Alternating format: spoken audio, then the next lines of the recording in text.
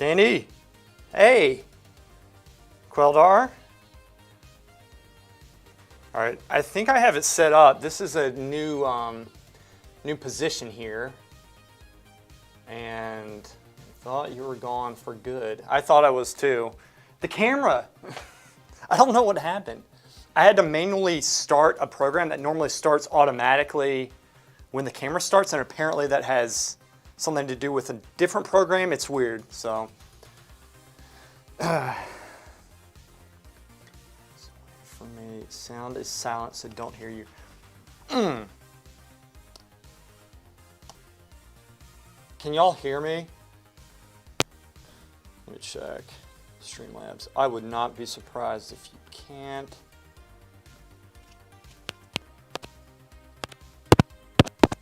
Should be able to hear. You can hear. Good.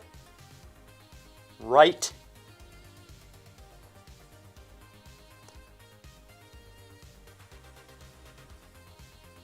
Oh, nice. All right. So it's notifying you. That's good, because sometimes it seems like it doesn't. Pop out chat. That didn't do any good. Let's put it back. X out.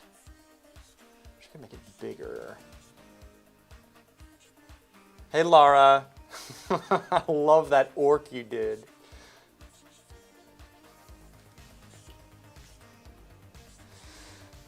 Oh, man.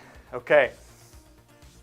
Guys, I'm going to have to play with this a little bit, trying to get the camera set up. I'm not sure exactly what I'm going to do. Let me show you something. All right. This is weird. Minimize. Can I make that bigger?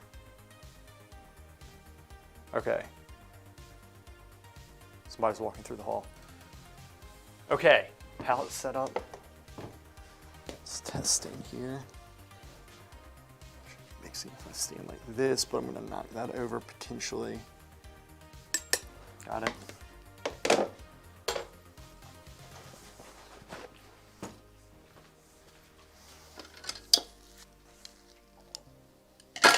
Brushes.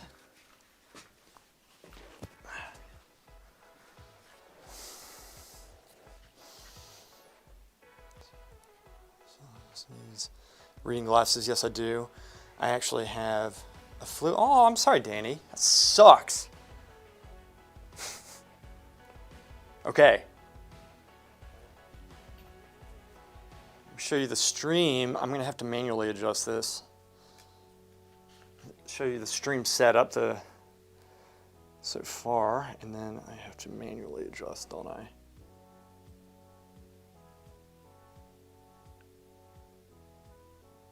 It's a little bit tricky. Okay, so there's the setup, and then that's what I'm going off of. Y'all can kind of see it in the lower left-hand corner too, what I'm doing. I'm gonna work on, I think, I'm gonna work all over. So down, let's see if this works. Can I point? No, it doesn't work. 1 second.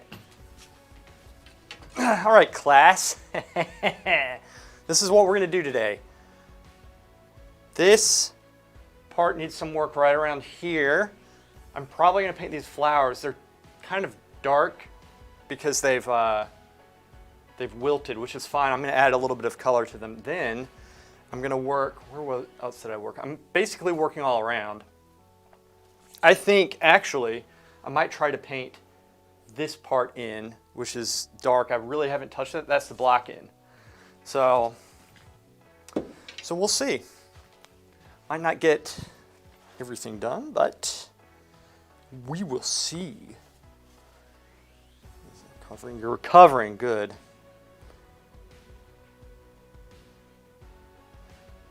I love the description for this live stream.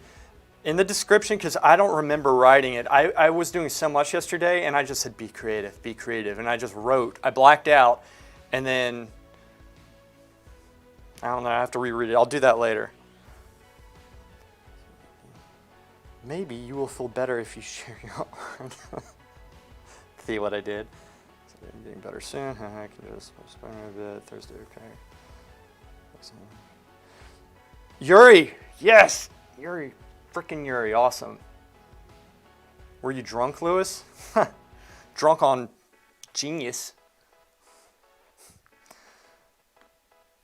This painting needs to be done soon. Guys, very few paintings drive me crazy, and I've worked on paintings. I worked on a painting for 1.5 years once. I might have gone a little bit crazy at certain points, but this one's also doing that to me at this point. What I do? Let's shut this off. We'll check the actually just see if you post something. This painting looks bizarre good. Thank you, Danny. I appreciate that. Time to make it bizarre better good. All right, so enough of this. How do I get this back up? I wish I could pin this. Oh, that's all I need to do. Got it. Cool. First things first, we mix the colors.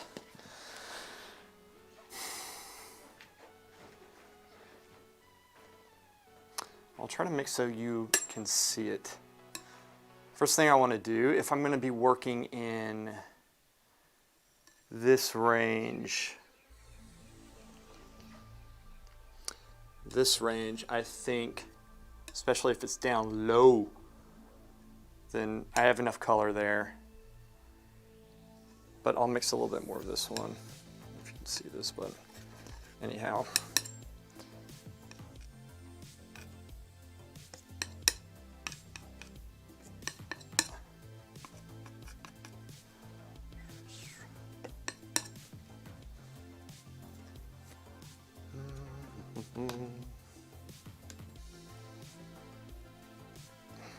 It's too much white.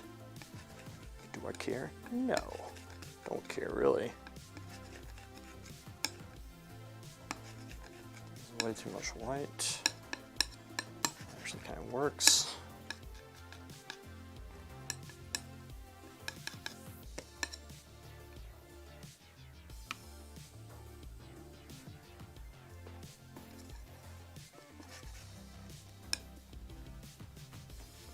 And then there's that reflection. It's kind of annoying, isn't it?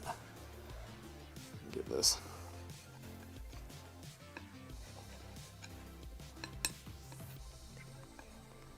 There we go. You guys chat. I might not be as receptive to the chat at certain times because it's a little bit different setup than I'm used to. I'm not quite looking at the screen as much as I normally would.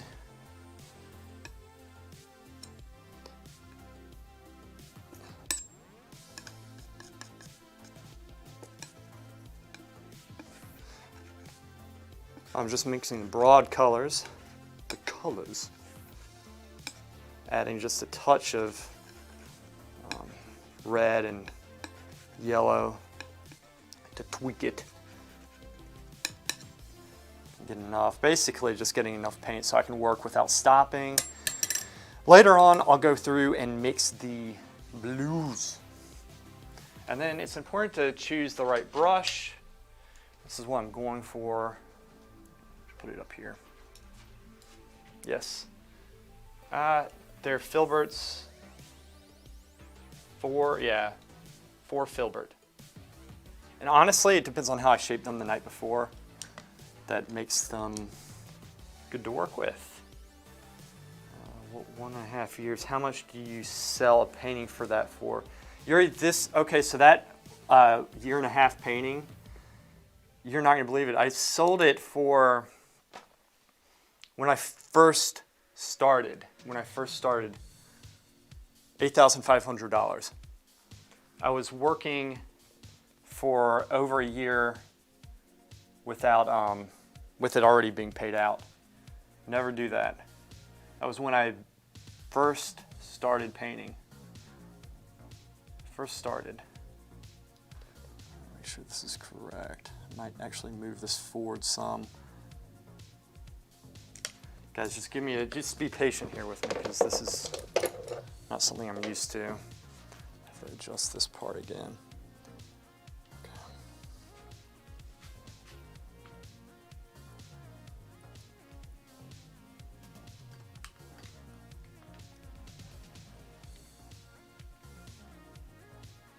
All right, perfect. See, now you can see what I'm painting. Just kidding. Paint that bottom part.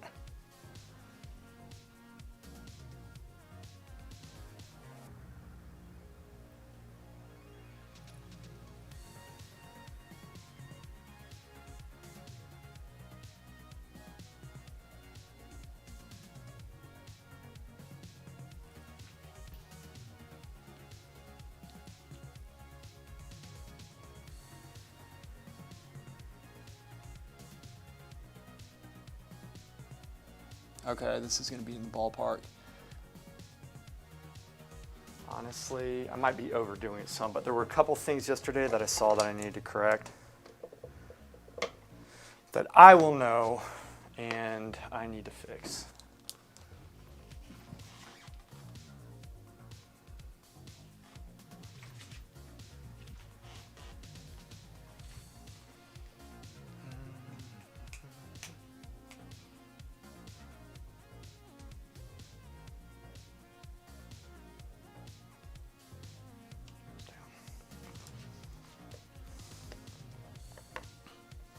So give me a second, then I'll catch up on the chat here.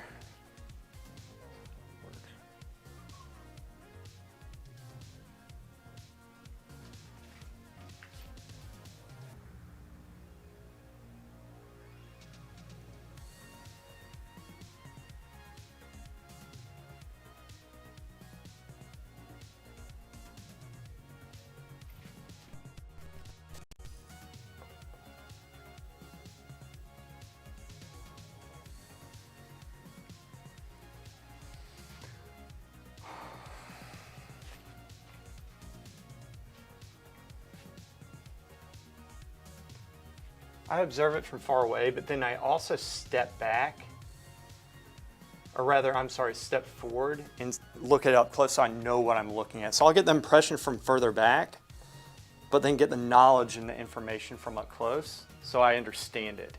Because you always have to understand what you're looking at.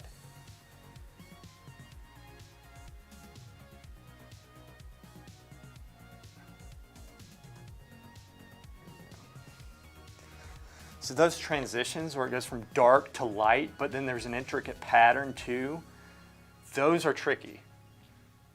And you just gotta be marked about it. You just gotta be marked. You gotta be marked. This is not done well.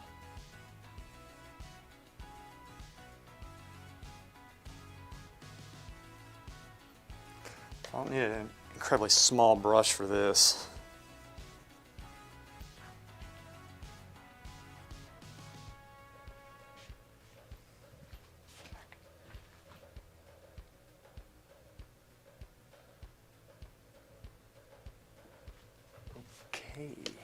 Okay.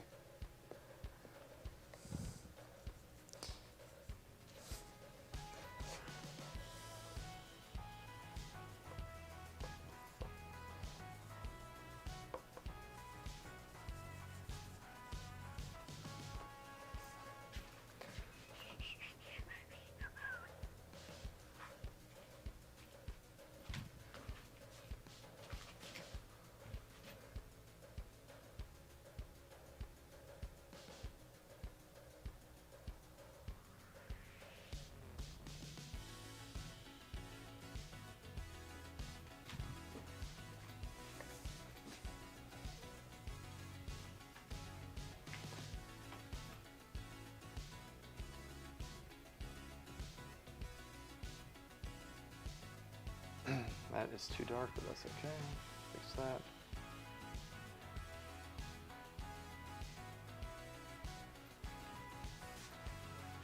And it looks nice, but it's just not accurate. Right, let me catch up on chat for a second, guys, because I want to know what y'all are saying.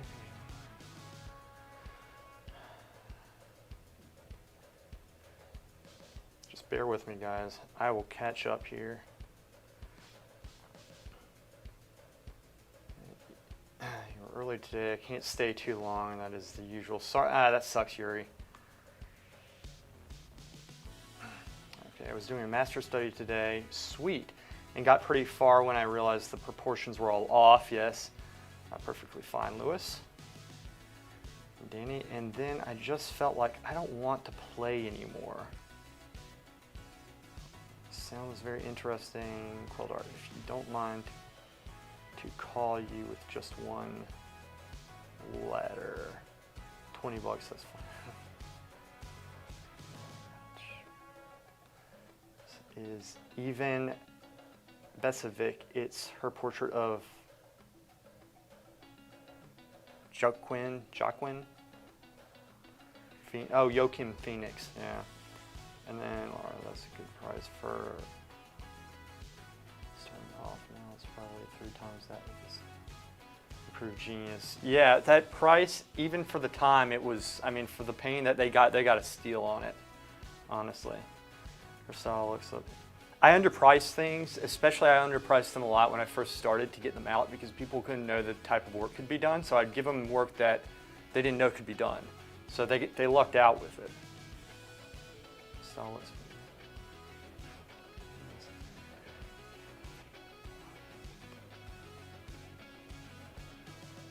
Awesome.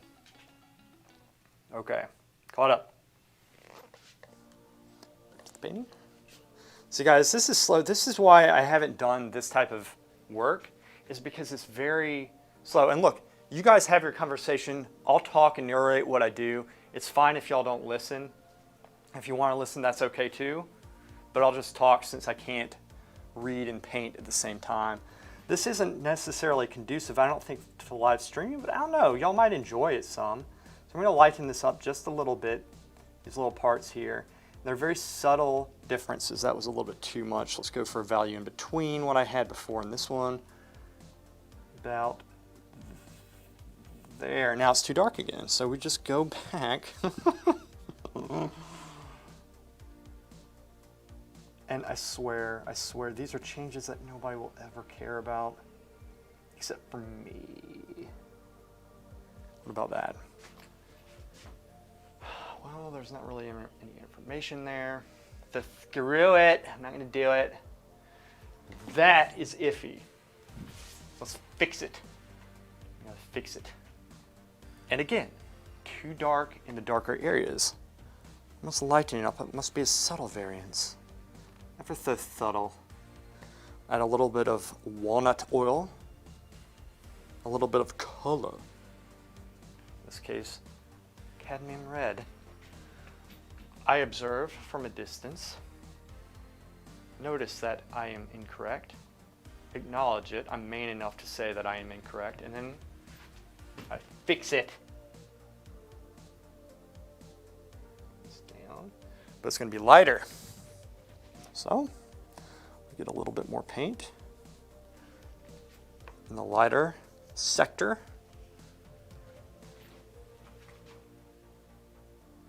Lighten this just a little bit. All right, that transition is too harsh. Take my brush, my lighter brush, I'm going to veer it a little bit lighter than what I have. The value is registering as more accurate. Add a little bit of red to it to enhance the color so it's not milky when I put it on. Walk up, and then it's all about the drawing. Completely wrong value, so I'm going to bring this value up higher here.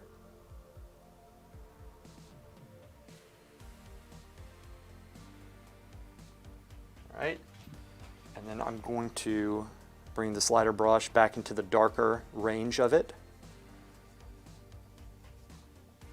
I'm going to add a little bit of color. I wish I had a palette cam. I mean, I suppose I could sit it there and put that camera on it, but I thought it'd be kind of cool to see y'all, to see me walking back and forth. This is how I paint, just walking back and forth as such. I'm going across the form. This is going with the form. I'm going across the form, kind of pulling the light down some. Did it work? Nope, didn't work. It's a very subtle shift, so sometimes you have to go back and forth between values to get it proper. Yes, sometimes that is how it is. All right, this is a little bit better. Up close, it might not look that great, but when you step back, and you don't want to over model it, which is what mine's kind of verging on. Let's get a lighter brush. This is going to be a 4 filbert. So I guess 4 filbert I really do like for this type of detail work, because you can treat it like a 2 filbert too as well, because you just use a smaller part of it if you need to paint smaller, which is kind of nice.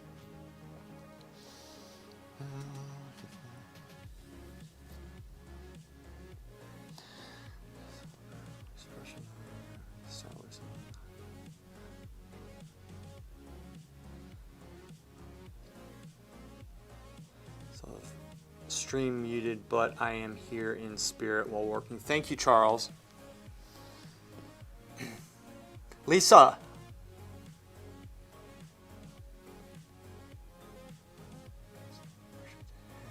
Art conversation, even remotely. I'm usually so isolated. Yeah, me too. That's why I kind of branched out with the streaming. It is nourishing. Yes. It is nourishing. Y'all are funny.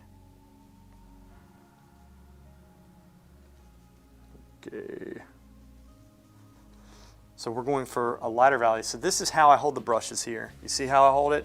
I have my paper towel, and then I'm actually holding palette knife in my pinky.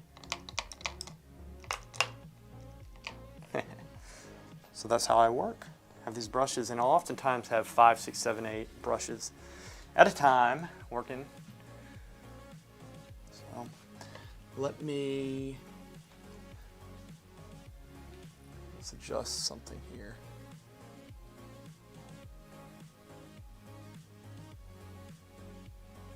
Okay. Here. Adjusting to the part I'm actually working on, that might help.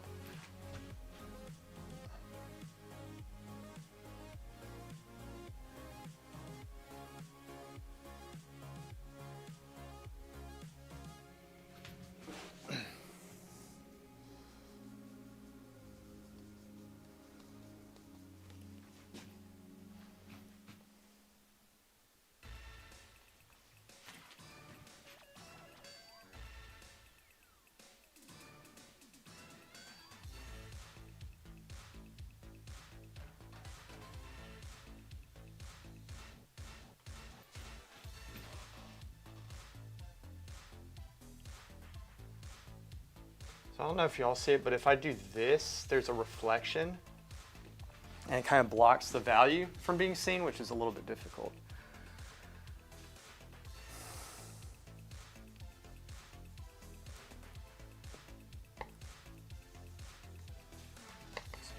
I'll tell you what I'm going to do actually at the same time.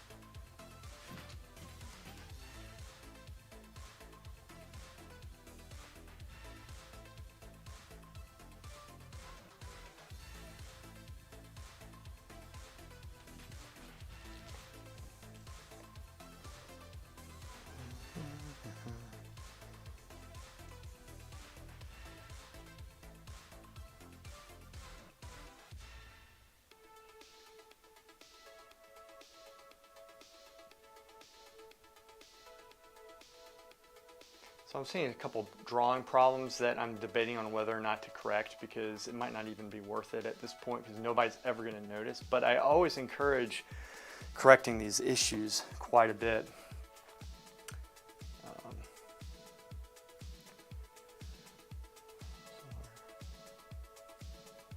Karen, who for a long time talked about inspired. That's awesome. Went to an art supply shop after. Yeah, I love your stream, Laura. I really do. You have a wonderful stream. Like I said, it's always so peaceful. And it was funny, that last one. I didn't know you did that orc portrait during the live stream because I couldn't make it, unfortunately. And so then I was watching it, I think it was Saturday or Sunday, and I was just cracking up. It was hilarious. I've never seen myself drawn as an orc before. Let's go with a little bit lighter brush.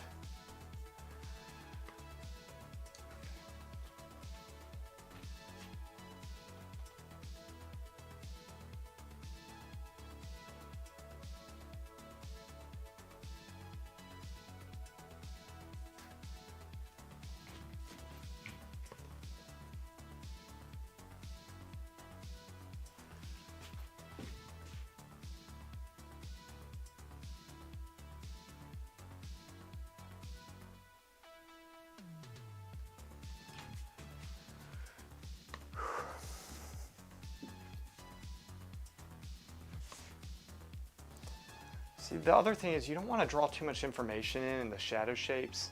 It's very easy to overmodel it, and you want to steer clear from that. You want to get the impression, but you want to be accurate in the drawing at the same time.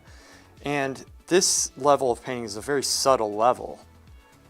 You have to get the values, the lights and darks just right, the drawing just right to get that accurate impression. I mean, of course, there's a degree of flexibility you can still have, but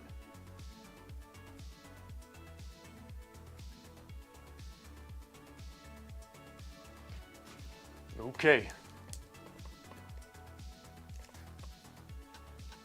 Oops. Lighter one.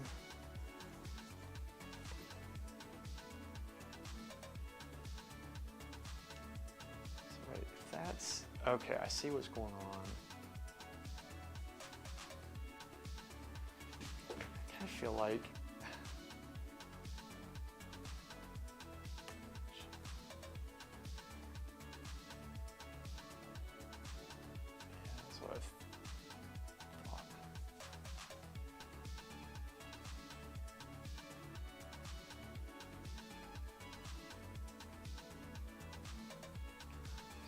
close. Guys, I feel like this stream's probably boring for you. Seriously, let me know if this is boring because I'm divided between this. It's much harder to do this type of stream. Maybe I just need practice. I bet you it's possible. It's just, I feel like this is, I don't know. Wait, I'm seeing something, I think. Gosh, that's a lot of correcting though.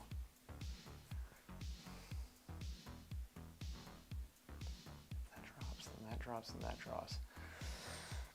I'm gonna do it. I'm gonna change this because I know I'm going to anyway. I'm gonna drop a second. That's going across. So basically what I'm looking at, this is too wide. All right, this is too wide, this space. I keep on feeling like this part might need to move up some, but it really depends on where I'm standing here.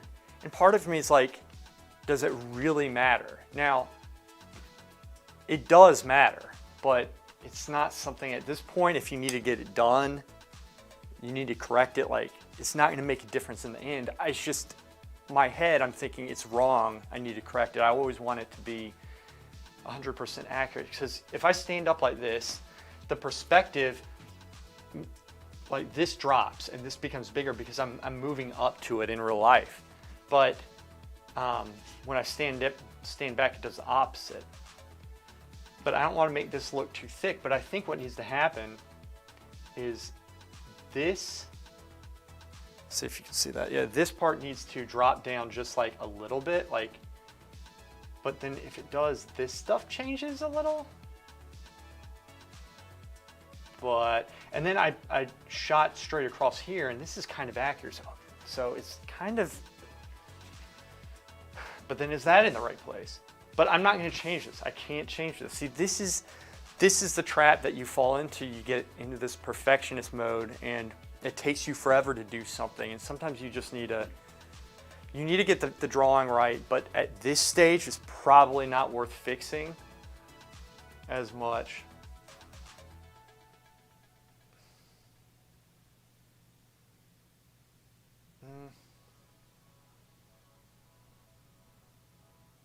See, yeah, anyway. I cut that off.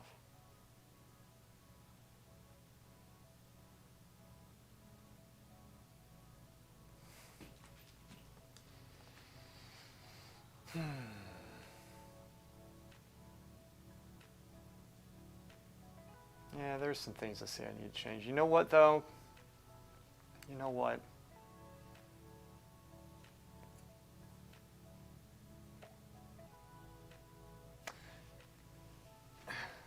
I'm just going to shift it a little bit because it does need to move, and I can still make this work. Let's shift this down. This is there, and then the shadow falls, and it keeps on going down. That's seeming better. Maybe that was it. Just small changes. Very small changes. It's all about these big shapes. All right, I'm going. This is a smaller brush. I think this is like a 3 or something. 3 filbert or a 4. It looks like a 4. Just assume everything I get is a 4. All right, so here's what we're gonna do. We're gonna bring. Yeah. Okay. Still focused. I'm gonna cut this off. I gotta be careful not to press my finger there, which I probably already did, but bring this down. Bring this down just a little bit too. Just a little. Turn the brush to get the fresher side of the paint. Drop it. Okay. That's looking a little bit better.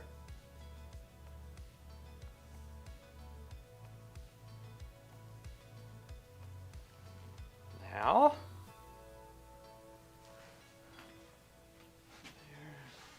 pattern, what is it doing?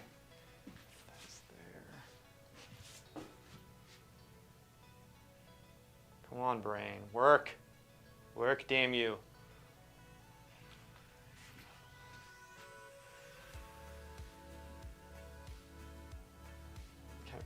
Off like that. It's the world. It's the world this way. It does this. Now this is getting too light, but I'll fix that in a second. And it kind of goes off like that, I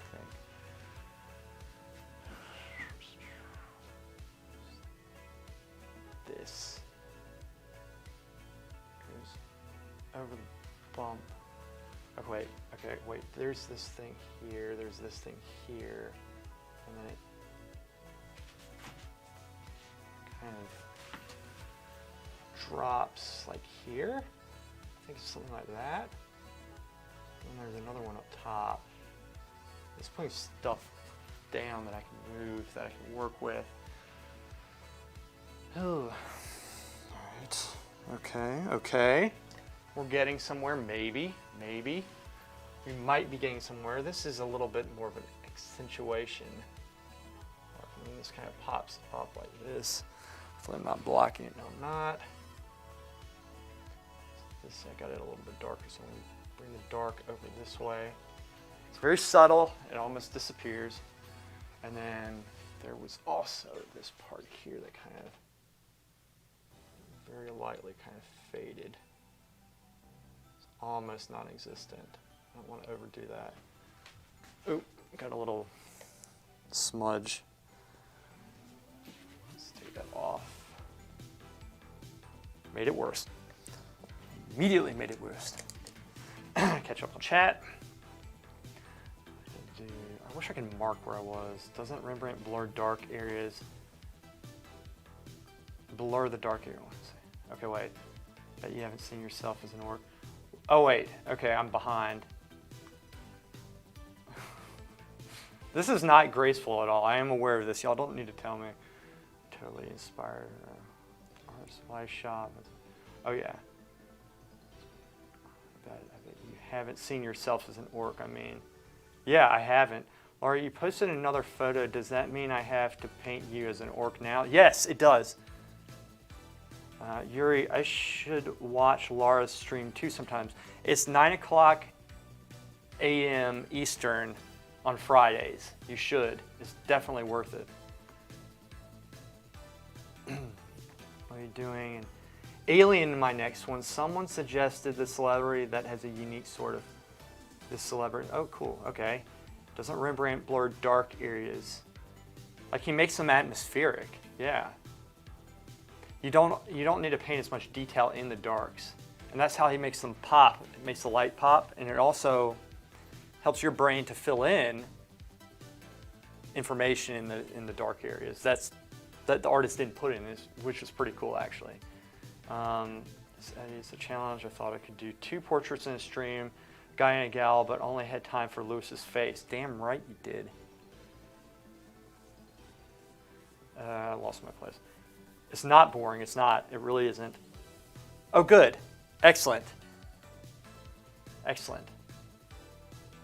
I thought you were talking about Laura's stream because, you know, and her stream is not boring. But thank you, Danny. I appreciate that. Sorry, I'm being dyslexic this morning. Yes, Yuri, stop on by. You know, if I just read this slower, I wouldn't have to stop and think about things. If I just read it and just absorbed it, instead I'm trying to rush and then I'm trying to put it together, which actually takes more time. Oh, when I suggested this, I just wanted it to be easier for you, not harder. This actually helps me in my work because I need to get this done, and this is actually helping. Plus, it's a challenge, and I like challenges because I will eventually defeat this, okay? So I'm juggling, right?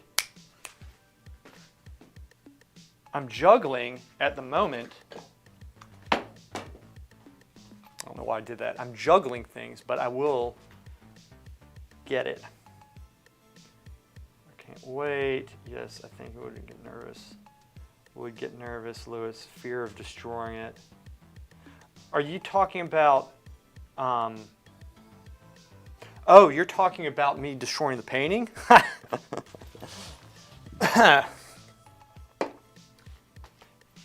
That's, you know what? If it happens, it happens, right? He's on mute. I'm at work. Every once in a while, Charles shows up and says, he's still on mute. If we started a Discord server, we could stream with voice chat.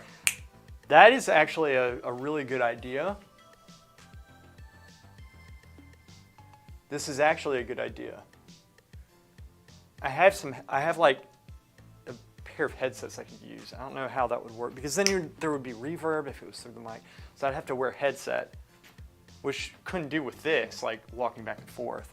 Okay, so where was I? Queldar 27. If we started a Discord server, got it. All right, now that we're caught up, time to freaking correct this again.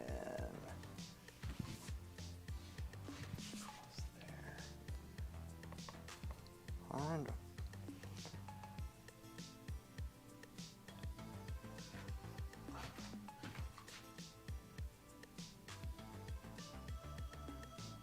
oh, that's what I was doing. Okay, I made that worse, but I'm going to make it better now.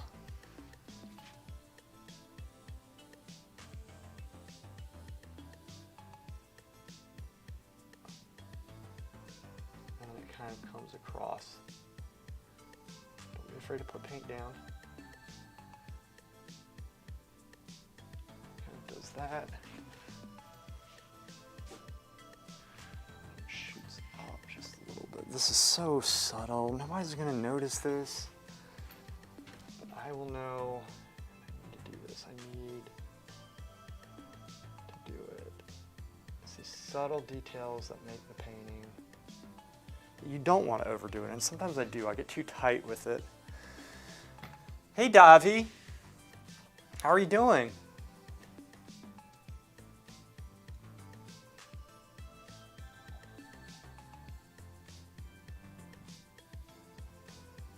Magma Studios. Magma. Team painting sessions. Digital painting groups. I want to do Discord. Just no friends to chat with.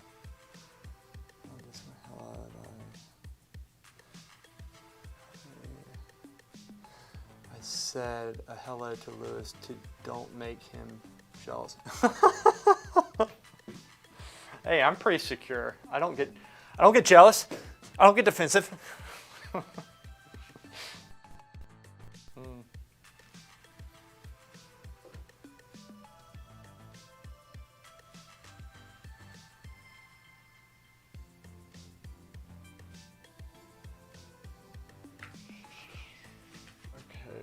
This kind of comes up like that. That's good. That kind of worked. Does that. I'm going to make it a little bit lighter. Overall impression. Is it too light or too dark? Because I could get caught up in the details of this, but the overall impression has to be the correct value impression. This gets a slightly lighter, as Carmine would say. Carmine.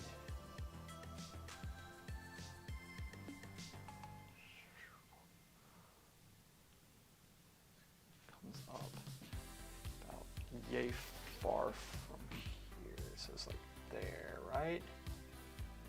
And it kind of drops to something like that. And then, wait, it's over this way. Just a little bit more, does this, and then it comes up. And then I'm gonna get a darker brush. I'm filling those areas. This kind of comes over that way. Still something like this, right? Because that went. Okay. I'm scared I'm going to hit the camera. I'm going to ruin something. But you know what? Don't care.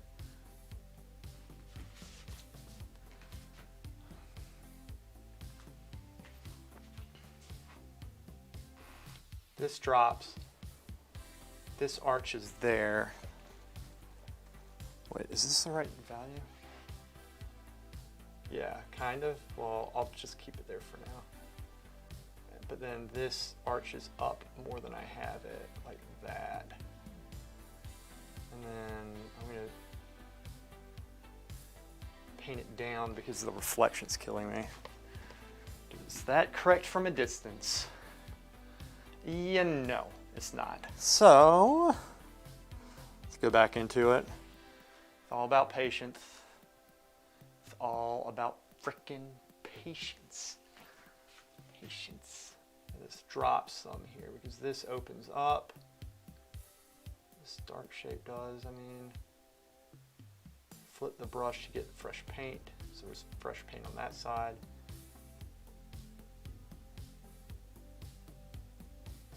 Just being very careful in my brush stroke. Can't really breathe when you do this. Okay. You got a kiss from you. We didn't. Wait a second. Davi gave me a kiss. Got a kiss from you. We didn't. Kiss to you too. I anticipated your kiss. Do you want a 1-2 Queldar? Davi, if you're a chick, I'll take the kiss. Otherwise, I'm not going to take it. I'll take a whatever else, okay? Is it getting hot in here? Take off all your clothes, Quildar. 27 kisses for you, man. The air is getting thin here. Haha, right back at ya. Love is in the air everywhere you look around. Sono uomo. Sei uomo. Allora, non mi baciare. Non mi baciare. There you go. You have to say to kiss.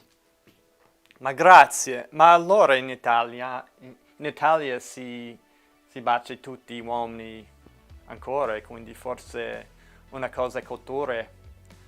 That didn't make much sense. It's a cultural thing, right? Culturale. So I'll take it because you're a good guy. You're a good guy. I'll take it. I take it back. I'll take your kiss. I'll take your kiss. Okay. Back to the painting. Gosh, my Italian. I need to work on my Italian, but there's nobody to work on my Italian with here. I used to be able to speak it. I can still speak it, but it's like it doesn't come out as smooth as it used to. I used to be able to speak it. È stato più facile parlare una volta, ma adesso mi fermo a pensare che cosa voglio dire. E questo è un problema perché la mia bocca non forma le parole che voglio dire. Perché l'accento americano è orribile in italiano secondo me. I have a redneck accent in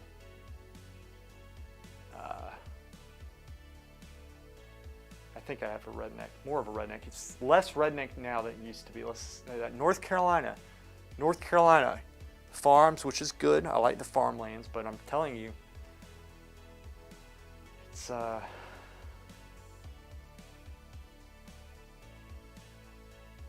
accent's kind of redneck sometimes. I talk like this. I put wheels on it. Okay, focus. Focus. What are we doing?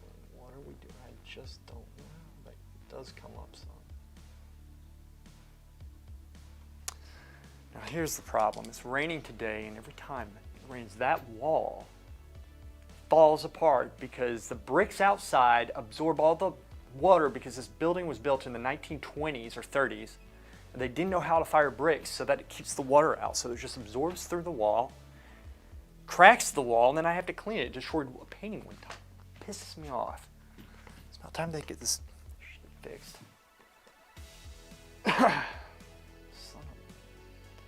Anyhow, see, that is over-modeled at this point, but it's still in the ballpark because we're working on the drawing.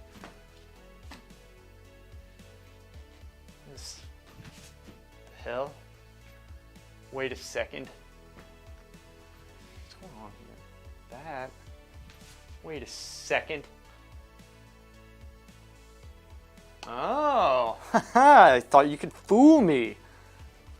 Painting, you can't fool me. That's too light. Okay. Let's darken it some. Add a little bit of red. Get in position. Move forward. Paint. Still too light. But you know what? I don't care. I do not care. Actually, this drops down some too. This drops. This transitional edge is not good. It kind of comes across. It does come across like that. Okay. The main thing is, when you work these transitions, you also have to make sure, I know I'm probably blocking part of the light here. when you work the transitions, you also have to make sure that you're not losing the overall drawing so that it looks curvy. It needs to be one straight line going across, and that's very tricky to do. We'll see why this stuff takes time, and especially with the intricate patterns, the cloth and such. That's why I keep on saying this painting just will not die. Catching up on chat. Love is in the air. Sono uomo, say uomo. Yeah, Lewis, be secure. I am secure. What are you talking about? You think I'm not secure? Huh? My mouth doesn't form the words like I want them to. Bravo, non è brutto così. Come ne pensi? Come ne pensi? Are you guys blowing kisses at Lewis? Yes, they are. But we're man enough, we're secure enough in our masculinity that we can, you know, kiss men, wear pink shirts. We get away with it. You guys blow, I do have a pink shirt, it's a good shirt. Collared shirt, has a nice pattern on it. I don't wear it all the time, but I can pull it off. Siete bravo, Luis. Anche nelle pitture, per forza. Grazie, Davi, grazie. What does per forza mean? I forgot that. Kisses all around, Charles. Yes, Eddie, I was going to say baci tutti. And then I think we'll learn some Italian here. I think we should. Laura, I think I asked you before, I was told Romanian is very similar to Spanish. Can you understand it? It's interesting. Is Romanian similar to Spanish? I've met Romanians before, but I've never really heard them speak, I don't believe. Romania.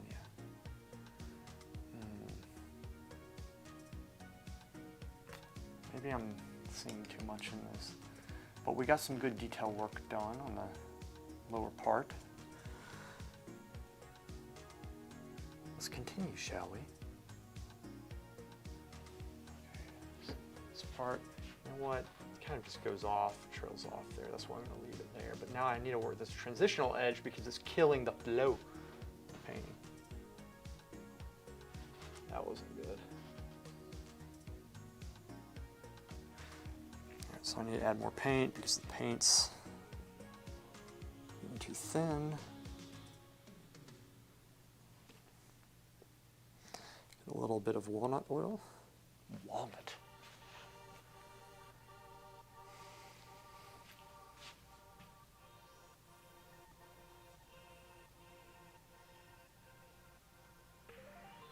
That's too light.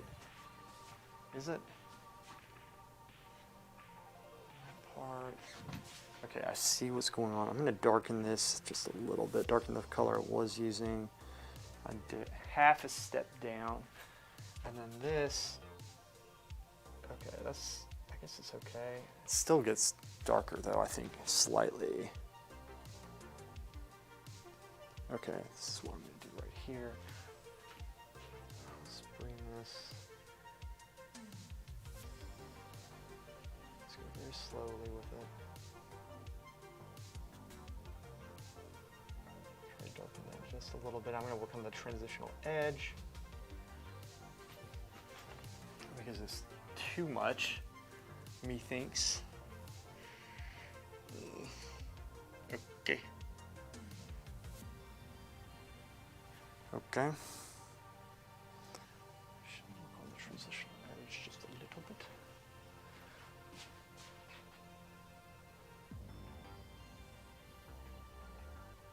There we go.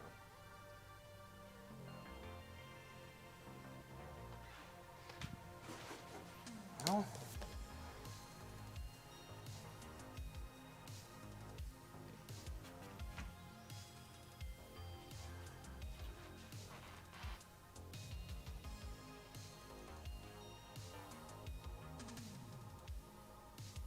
so I mixed a value, a transitional value. Instead of just blurring this light with this dark, mix a transitional value, but then I'm taking the paint from the top from the lighter area and also bring it down. So it's a combination of mixing and placing a new value, if you will. Highly advanced technique that I'm sure no other painter in history has used, ever. Same here. Close, you'll see a little bit. Oop, that didn't work because this is dry down here. That's why that's having a hard time. I'm actually gonna blend that just a little bit, then pull it back down. Here. Okay, now I'm gonna go into a darker brush and fix those little parts. Wait, that's not right. Let's say right there. Okay. This, and I'm going to do the same thing here, but I'm going to come up just a little bit onto it. Okay. And then I'm going to get actually a little bit, you know what, that actually works. So it does kind of drop some. All right, I'm not going to get into this one. I said I was done with this. Let's just do a slight transition into the dark. Again, I'm going to go a little bit darker with the same brush because I'm working within a range, a value range for each brush. This is one of the darker value range brushes. Okay, y'all can see that, but I know it's not perfectly focused on it, so I'm not going to work too long in this. There we go. And that's kind of how we do a transition. That's how I do them, at least. And so the whole time I'm working on this transition, I'm trying to think of, making the values not look milky by putting separate values in, separate painting, mixing separate paint for transitional values, but also looking at this overall shape and making sure that I'm not drawing it too high or too low. Okay, how about this? Now, I'll go back to this area. I'm going to come back to here, okay? Because this still needs some work, because I still need to work this transition. But how about this? How about we go over to this rose right here just to keep things interesting? Or actually, you know what? Screw it. I normally wouldn't do this, but let's go up here. We're going to work up top, which y'all couldn't see where I was pointing, I realize. This is what we're going to do. I'm going to position the camera up where it's more interesting to look at.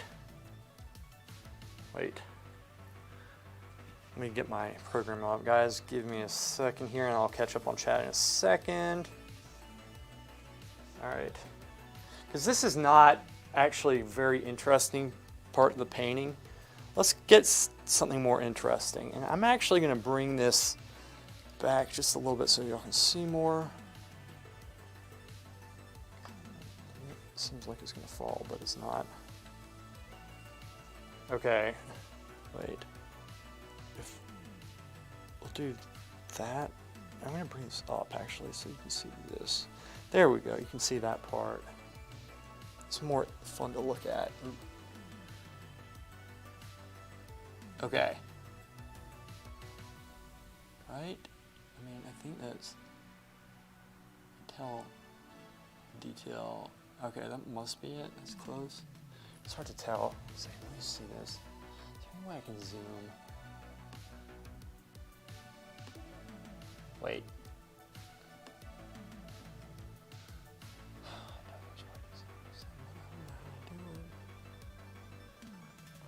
That'll have to suffice for now. Okay. Make sure this isn't going to fall. Isn't? Seems like it is. Did I just move this? Still works, but I think I can get a more interesting shot if I just do this. There. Let's try that.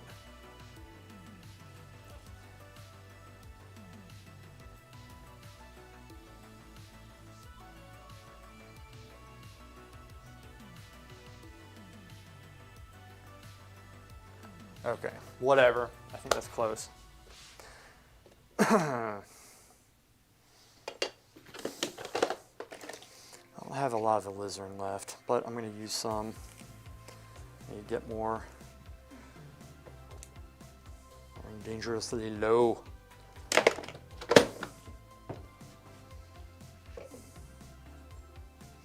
And I'm going to get some cadmium yellow. This is like not good stuff. This is, and I have just enough. I'm running low on two of the colors I really need, which I normally don't, but right now I am.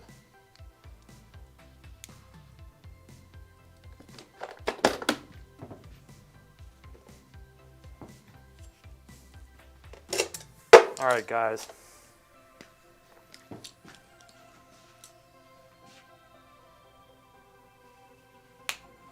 We are going to mix green and some red. That should not be hard. Start with the green, just a little bit. Just simple black and cadmium yellow. Just a little bit, not much cadmium, and that will give it a kick that it needs. And then I'm going to add just a little bit of ultramarine blue, a little bit more color in there. This is going to be our darkest dark. This darkest dark. I'm doing just a little bit because the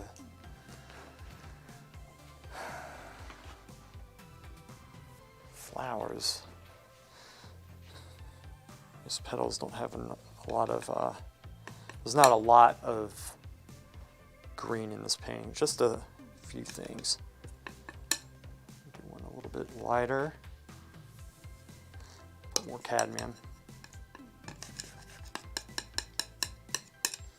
Take some red, because green actually has red in it. Well, in nature. The red will subdue the green just a little bit. That's what you want to do.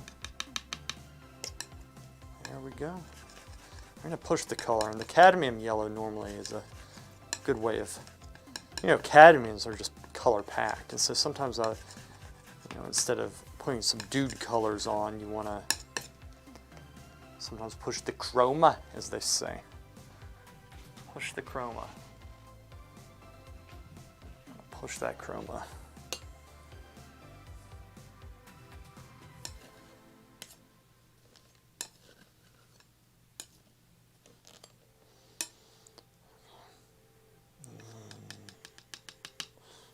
Let's get some blue. I should have just used that. In fact,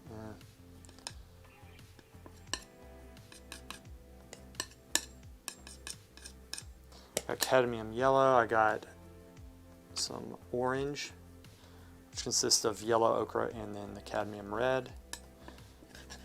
And so I'm mixing a lighter green. I'm going to lighten it specifically with yellow ochre. Alright. I'm not going to worry about putting white into these mixtures right now because they do not require it. There we go. Add some red.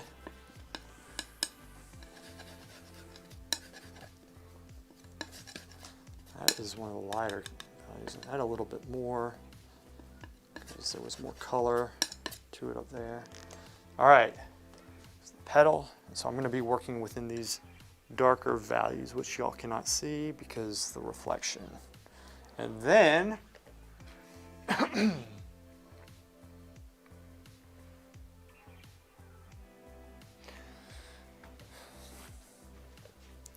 let's do a little, you know what? I'm not going to use black, I don't think. I'm going to use ultramarine blue, some alizarin crimson, maybe just a touch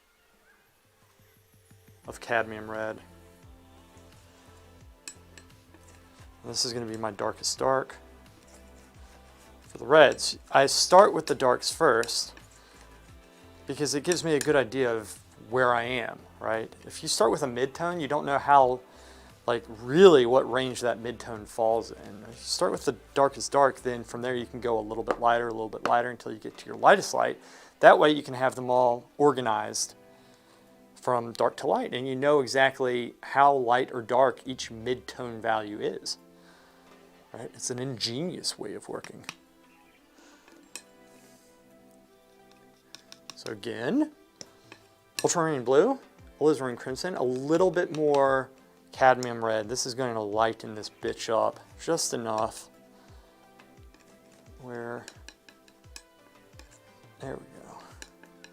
That's looking pretty good. And I'm just going to mix between these values. I might do a lighter red because honestly, I was just going to kind of push the light red, like the more vibrant red in this, even though I know that in the actual setup, it's like, you know, these flowers, they're dried out, so they don't have the vibrancy, but I want the vibrancy in it. So I might just do that with my brush.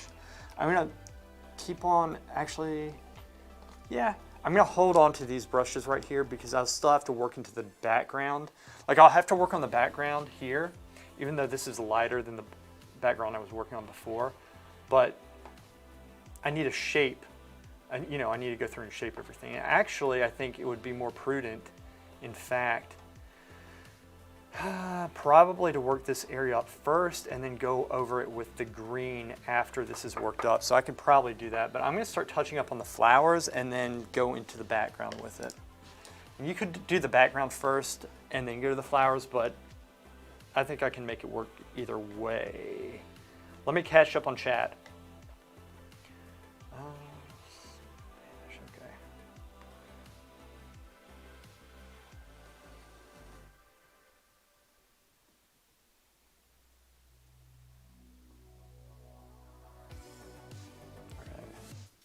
Guys, I'm gonna skim a second. No, I'll read quickly. Kiss Italian bacio.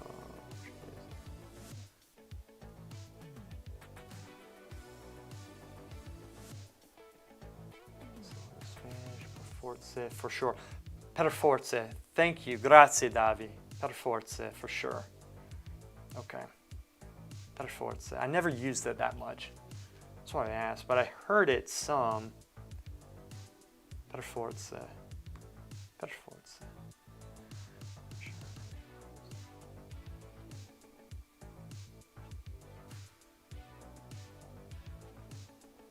And now you're not sure. Maybe forza is maybe. I'll check it. It's Italian bacio, Portuguese bacio. So besame. Davi, feeling very romantic today, are we? Cha cha cha. In Romanian, per forza is maybe, okay? Forza, per forza, okay, maybe. Forza, I always said forza, never per forza. I'm rusty with Italian too, so you are bravo in pittore. Ecco. RS. What is that? RS. In Romanian, it's, I do need better. My eyesight's fine. I can still see up close. But I can't, but my eyesight's not fine because I have glasses. Pubic sound? Pubic.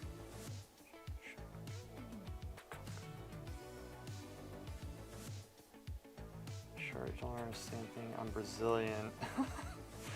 Support is, a little Spanish, I'm kind of fluent. Yeah, those Latin languages are very similar. I can read Portuguese a bit, understand.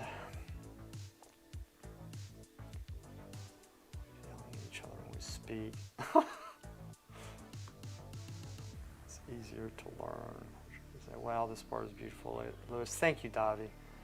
So good, Laura. I studied 2 years of Spanish, which is enough for Portuguese speakers, but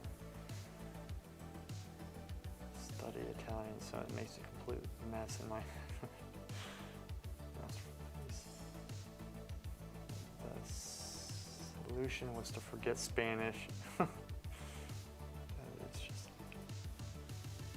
this statue is very tricky to paint with complex objects, because if you don't make the subtle hue shifts, it looks dull and gray. Also, the key to read white is difficult, really messy. Thank you so much. No, it isn't, because they don't understand us. The Spanish understand each other. Y'all are funny.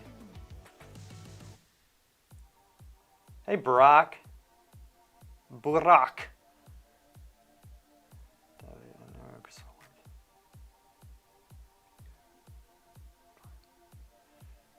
You have to speak Spanish with Italian accent.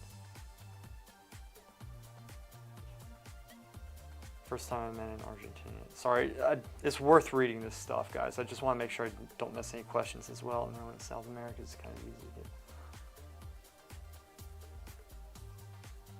Spanish is Brazil, huh? That's interesting, yeah. Huh? Brazil.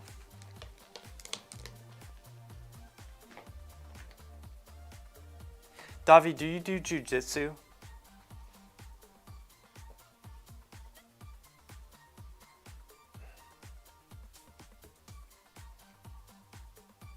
Okay, flowers.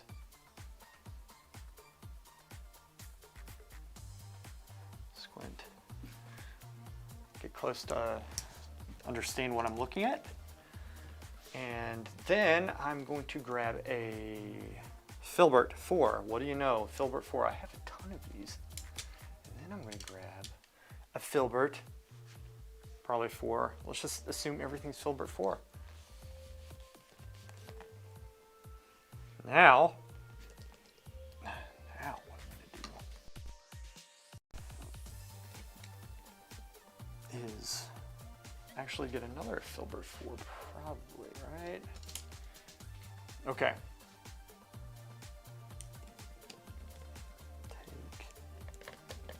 Let's go for the lighter end here. All right, guys, flowers. This is how we do it. This is how we do it. Squint down, get the impression. It's all about the drawing. I'm going to measure off of these points on the figure to see where things are. I don't necessarily need to get everything exactly right, but there's a beauty in being correct, right? Nature has this subtlety that if we say, oh, we're just going to make it up, since we're kind of creating our own subtlety, you don't really want to do that. You don't want to do that, so measuring off of this point, how far is this? It's kind of about here, so I'm going to put this down. Now, when I put white, there is going to mess with it, so I need to do kind of a la prima method, which is you just put it down. Once you blend it in, it doesn't quite work.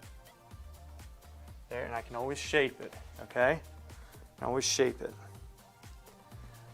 So, here, these subtle shifts in value, but this is going to be darker. So I get the darker brush that I had. See, that's why I held on to these brushes. I'm going to darken this just a little bit here because there's this transition that we also have to work behind the flowers. Behind them. Right? Behind them. So we make it darker, and I'll bring the light up in a second with it. So I'm going to start dark, but I'm making these shapes here. There's a shape, it kind of comes here, like behind the hand. Okay. That, and from my point of view, is going up kind of above the wrist. I'm going to look around that shadow. This is why real life is great, because you can walk up and understand what you're looking at. You can look around the edge to see what's going on. All right, so this shape, in fact, comes up there. And then this is, I think, might still be wet because I painted on it not long ago.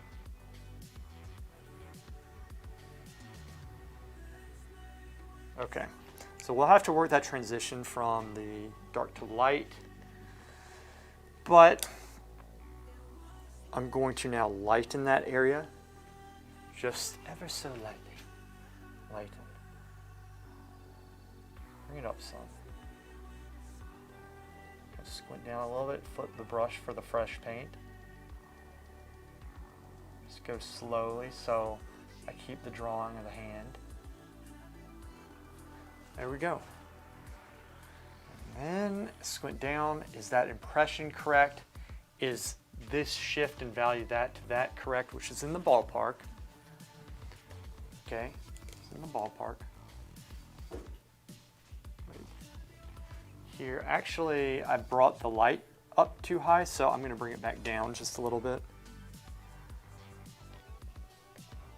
Because I must have been standing in a different place. Yeah, I kind of messed up. That's okay. That's all right. See, this is how we do it. From here, take the darker brush, and it's more of the transitional edge. So I'm going to bring that down to about here, which is where it should be.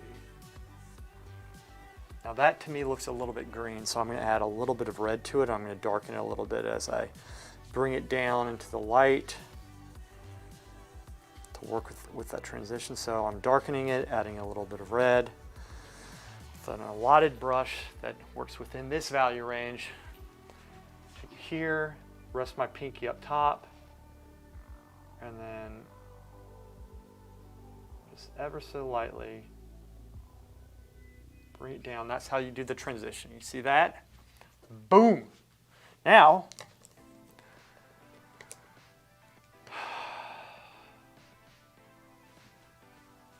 this actually comes up just a little bit here.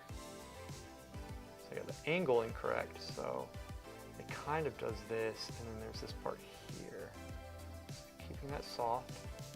And notice I'm not like really blending. When you do that, you lose the drawing. It's kind of like curving. You lose the drawing a lot. You lose the drawing.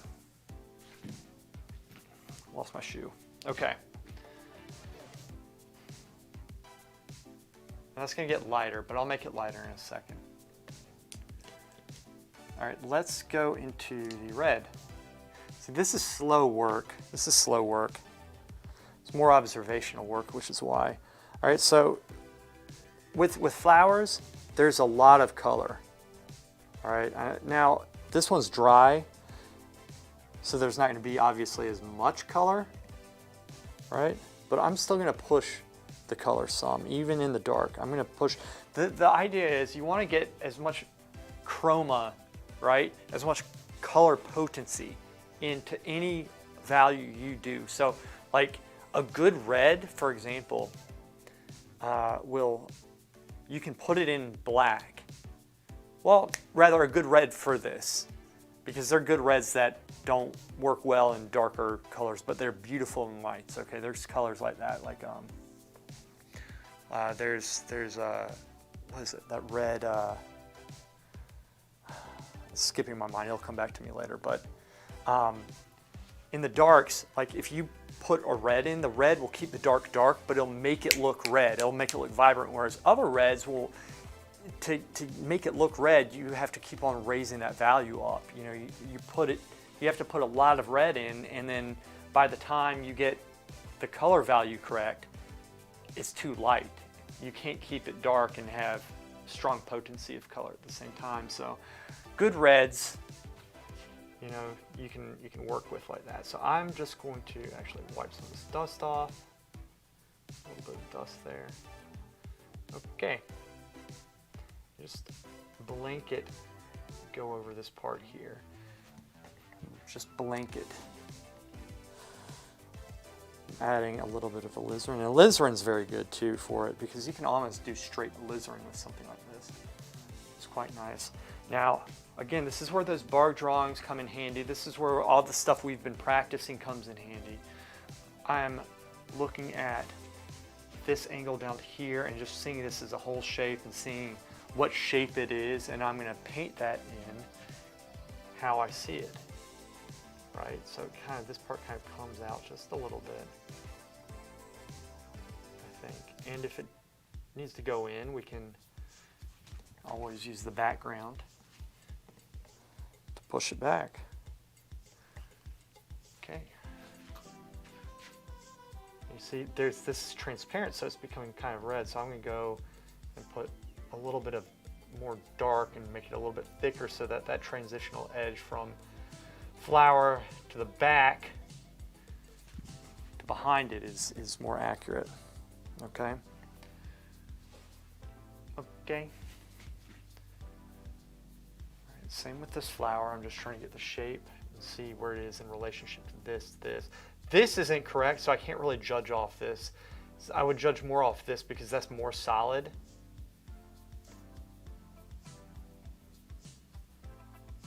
And trying to determine where this piece is what I mean.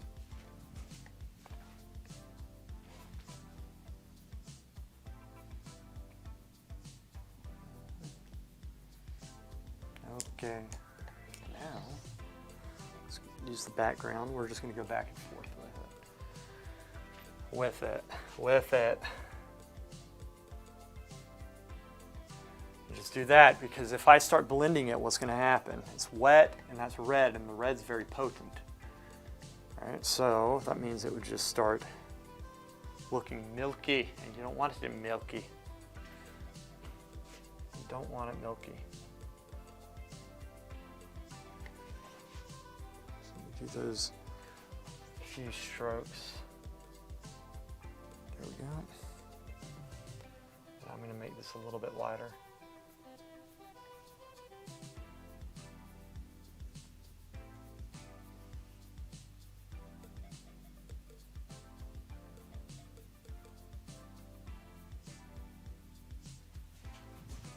Okay, there we are.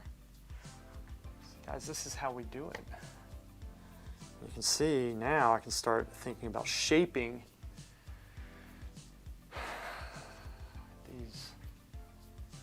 these pieces here.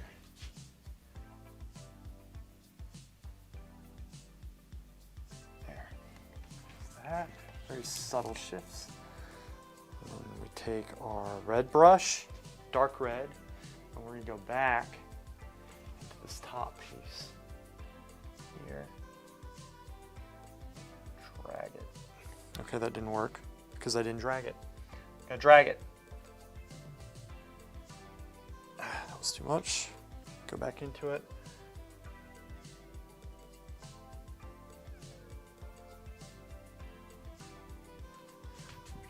That's not the right shape, but we're getting closer. We're getting closer. Let's try. See, the reason why I try to be as accurate as I can is, like I said before, there's this beauty that comes in nature, the subtlety. Okay. That I really like to try to get.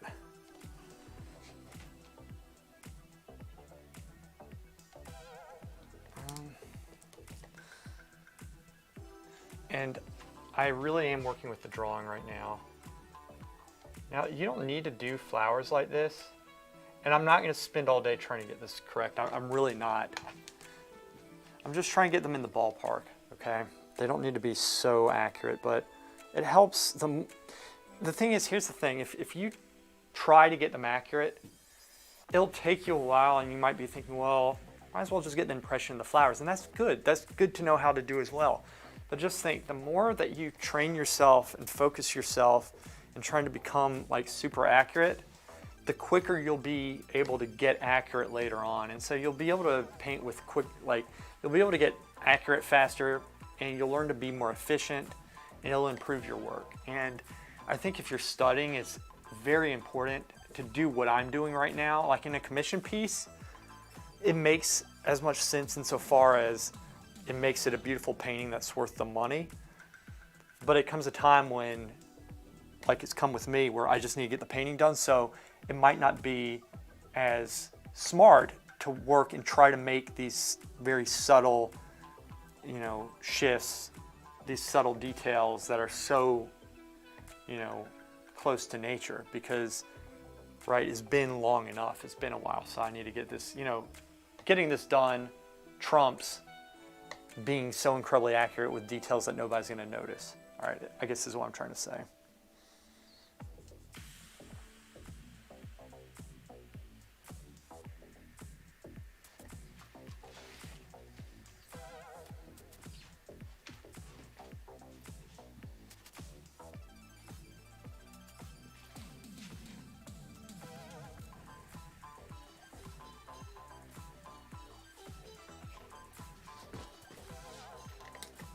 Let me catch up on chat.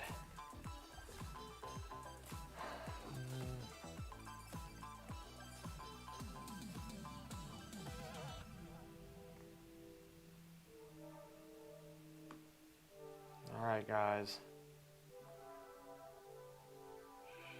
South America is kind of easier.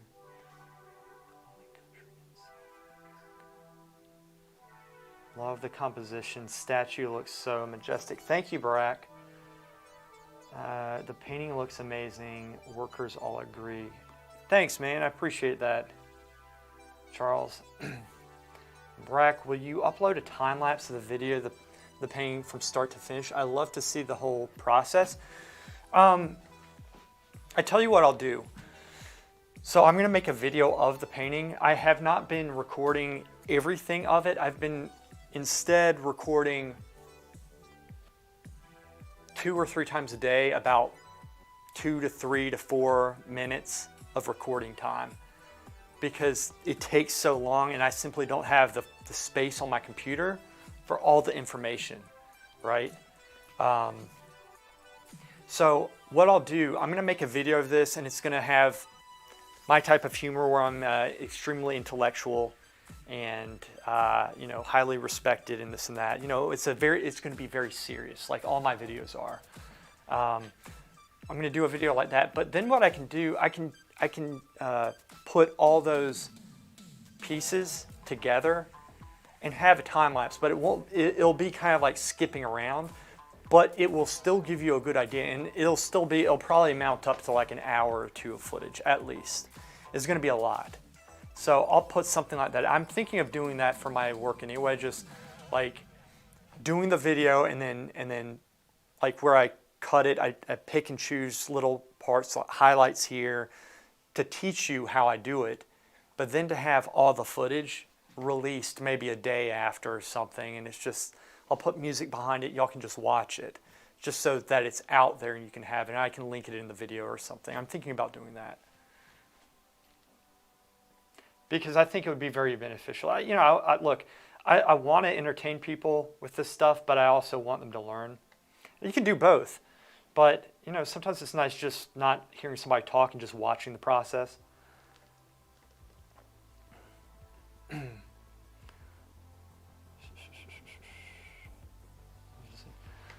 I'm admiring your work as tight as it is in this camera position, and I see how you are able to draw such a level of detail, especially the folds of the statue dress. Thank you, Davi. Yeah, it takes time to do this stuff. What Davi said.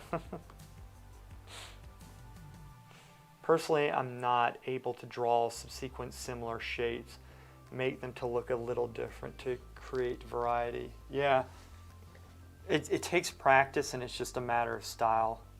I think I get dizzy and lost in the type of detail. I lose track. Everybody does at first, and I've been doing this for a long time, and plus I lose track oftentimes too, which is why you see me going up and looking, and I use my hand here. It's not me trying to look fancy. What I'm doing, I'm pretending like I'm drawing it, and when I do, it creates a deeper understanding of what I'm looking at.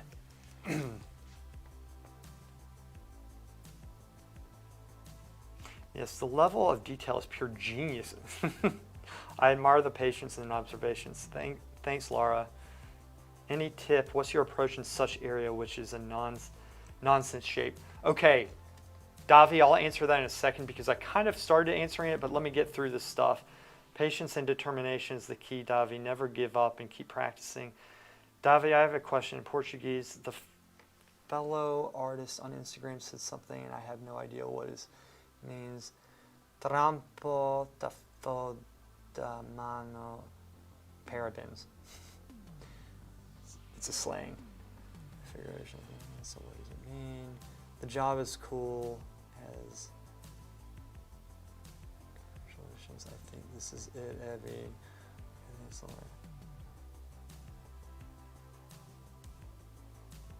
How do you know that, Laura? You know Portuguese? Did I miss that? See, sorry guys, I've been going really well. Yeah, that still would be good, thank you. What do you use as a second camera? Like this one right here, So yeah, this is the M50 that Sean always talks about, which eventually I'm going to get a 4K when this starts, which no, it will. When this starts bringing some stuff in and starts paying for itself, then I'll get another camera. That's my iPhone 12, and it has Epic Cam on it, okay? So I don't have a webcam. The webcam would be on the computer right here, which I could technically turn on. I have it set up where it would appear in the stream as well, but it's such a horrible camera. And I would probably buy another web camera to hook it up to this, if that makes sense. But yeah, the iPhone 12 works great as a secondary camera. Epic Cam is the app that I use. And you can get a plugin. I don't know what you stream with, but the plugin works with streams. It's like, I think it's called Epic Cam. Like, it'll recognize it, in other words. I think you have to install some computer software and on the computer, and it'll make it work. So, excuse me. So Davi's question, any tip, what's your approach in such area which is nonsense shape? So that's basically it. Let's take an example. Nonsense shape.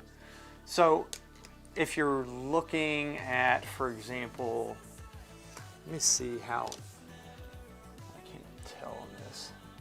I'm trying to see what picture I took that would make sense to you guys. Okay, well, honestly, the way that I go about that, if it's a nonsense shape, what does that mean? It's not making sense, so you have to make it make sense. The way to make it make sense is to walk up and look at it from different angles, all right? So that's why, again, in real life, when you're working with a portrait, with you know, a figure, when you're working with whatever you're working with, there's going to be some, you know, it has to make sense, right? You know, you have to understand what it is. So just walk up, take your time and look at it, and don't draw it from that point that's close up, but understand it, and then take that information, step back, like where I'm standing right here. I would, you know, come back here, and with that added knowledge, look at it, see how it looks from here, and go and paint it, okay? Because you can still paint the same shape, but if you understand it, you're gonna get the subtlety, right? You're gonna get the subtlety that's gonna make it make sense, because oftentimes things that don't make sense, they're just so incredibly subtle and you don't know what they are. So you have to break the subtlety barrier. You have to understand it. So just walk up, look at it, step back, try to understand it in both settings, like both up close and far away, and then go and paint it. And practice and don't stop, like Queldar says, because it does take time, and that's my best advice for you on that. And so, really quick, I don't know if I explained this, the reason why I set this still life up the way that I did was when you, all right, like you're supposed to view a still life from about 2.5 heights back, okay, or a painting in general, right, from 2.5 heights back. So I'm about 6 feet back from this painting, and so the painting's supposed to look good from back here, but it's also supposed to look good from up close. Up close, we don't have any problem because everybody paints up close so you can see what you're doing. The mistake a lot of painters make, and artists in general, is they will only work up close. And if you're not used to working further back, or if you don't have the experience, when you work up close, you'll make things look different so that when you step back, it won't have like a good sense of light. Everything might be a little bit too tight looking. It just doesn't work, okay? So you need to learn to view your subject from further back, and you'll see the whole shape, and it'll make it make more sense, okay? You want everything connected. You want to be able to work on the details, and at the same time make those little details tie into the larger shape. So when you step back, you have to see the whole thing. And so that's why it helps. But it also helps because, like, if you're up close, oftentimes we'll over model things because up close we see all the details, and we step back and we notice that things don't have form. Everything looks very smooth. So when you step back and realize that you over smoothed something, right? You over modeled it, you can correct it. And oftentimes what that means is going up and putting a specific brush stroke in, and instead of, you know, working it in, you leave it there and step back and then see how it looks. And it's a discipline that you kind of cultivate, if that makes sense. So Davi, let me know if that helped you because, okay, I think it did. Ciao. Carmine, ciao. Come stai, amico mio?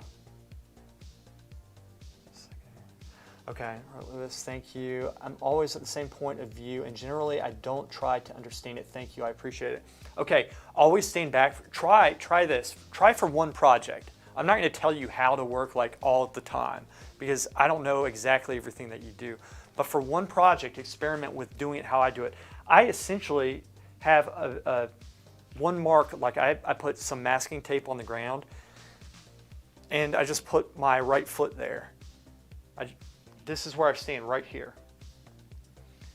And I come back to the same point. And so I have my easel marked, and I'm standing in between the still life and the actual painting, right?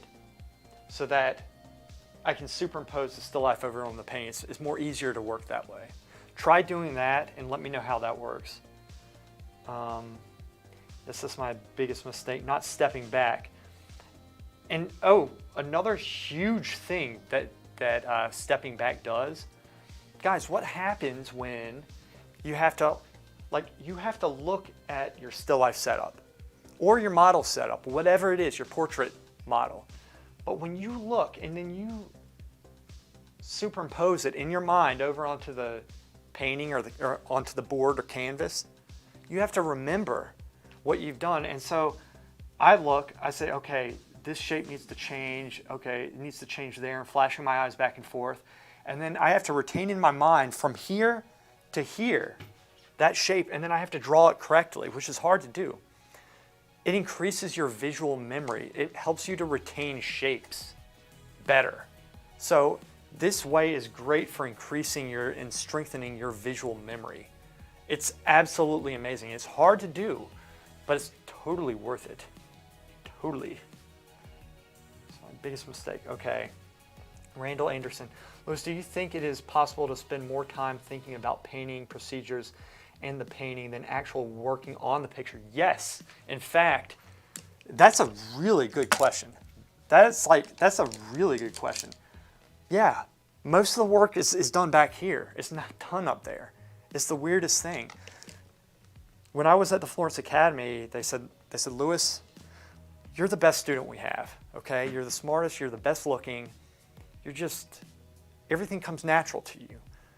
But if there's one thing you need to understand, don't feel like you need to go and draw everything perfectly, which you do, okay? When you stand back here and you just observe, even when you don't know what you're doing, you just flip your eye back and forth, okay? You're drawing. Oftentimes, if you don't know what to do, don't go up and draw, because what the heck? What are you going to do? Sit back and think about what you're doing, because drawing, you have to understand it before it comes out in your hand. So yeah, that's a really damn good question. Definitely. Yes, Laura, sharpening the axe makes it easier to cut the tree. This is so true. Okay, let's paint.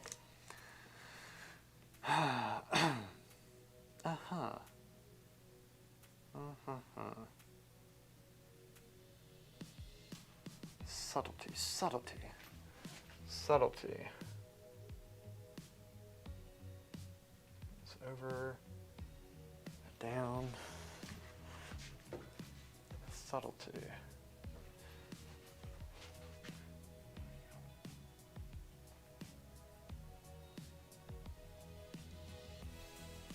That's a really good question. I think Guidetti told me that. Ura. Really good painter. Very good painter. He does some tattoo art now. He's a tattoo artist. He's really good. But, I mean, that sounds cheap. It's actually not. It's really hard to do that stuff, but he's an amazing classical painter. He told me, and there's certain lessons. Sometimes people tell you stuff that just blows your mind and you just don't forget it. It changes the way that you think about the process. You know, that's the thing is you know, shading and all these techniques and such, just learning how to do them, it starts in the mind first, right? You have to understand what you're doing. You don't just want to always jump into it. But at the same time, I can get too tight and freeze and kind of just, you do have to get to the point. It's a healthy balance, working up close and then stepping back and thinking about it. You don't want to overthink, obviously, but there's a lot of practice involved. It's always a healthy balance. That was a very good question. Sharpening the axe.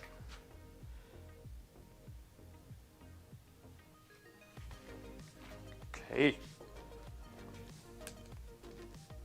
Guys, y'all just have to know, even after I shut the stream off, I'll be working on this.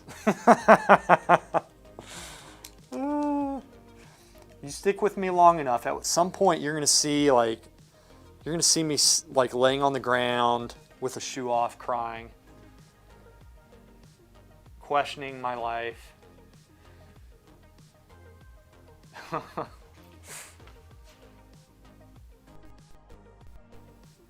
a little bit too light, but let's take it from there. Go from there.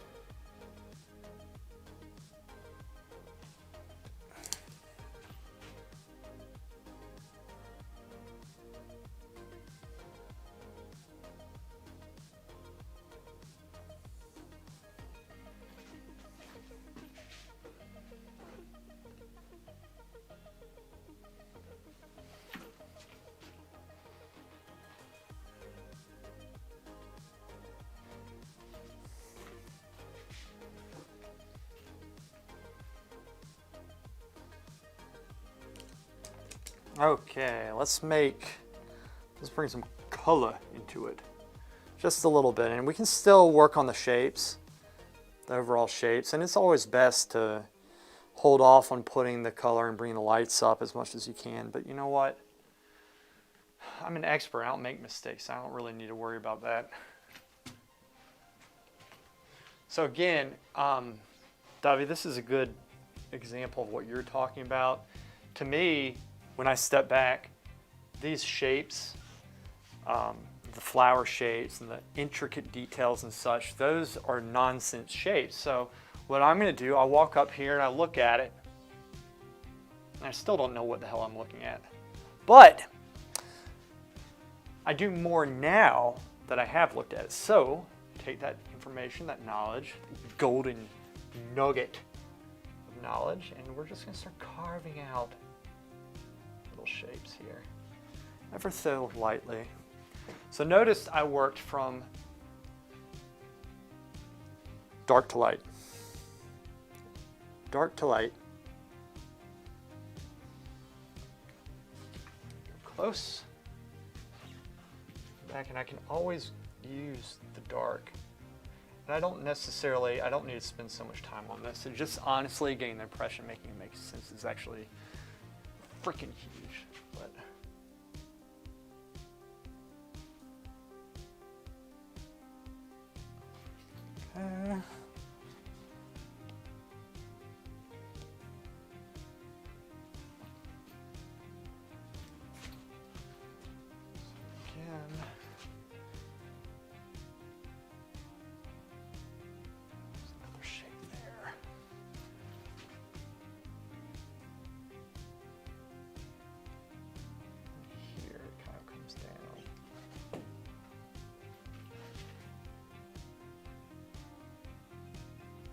Okay.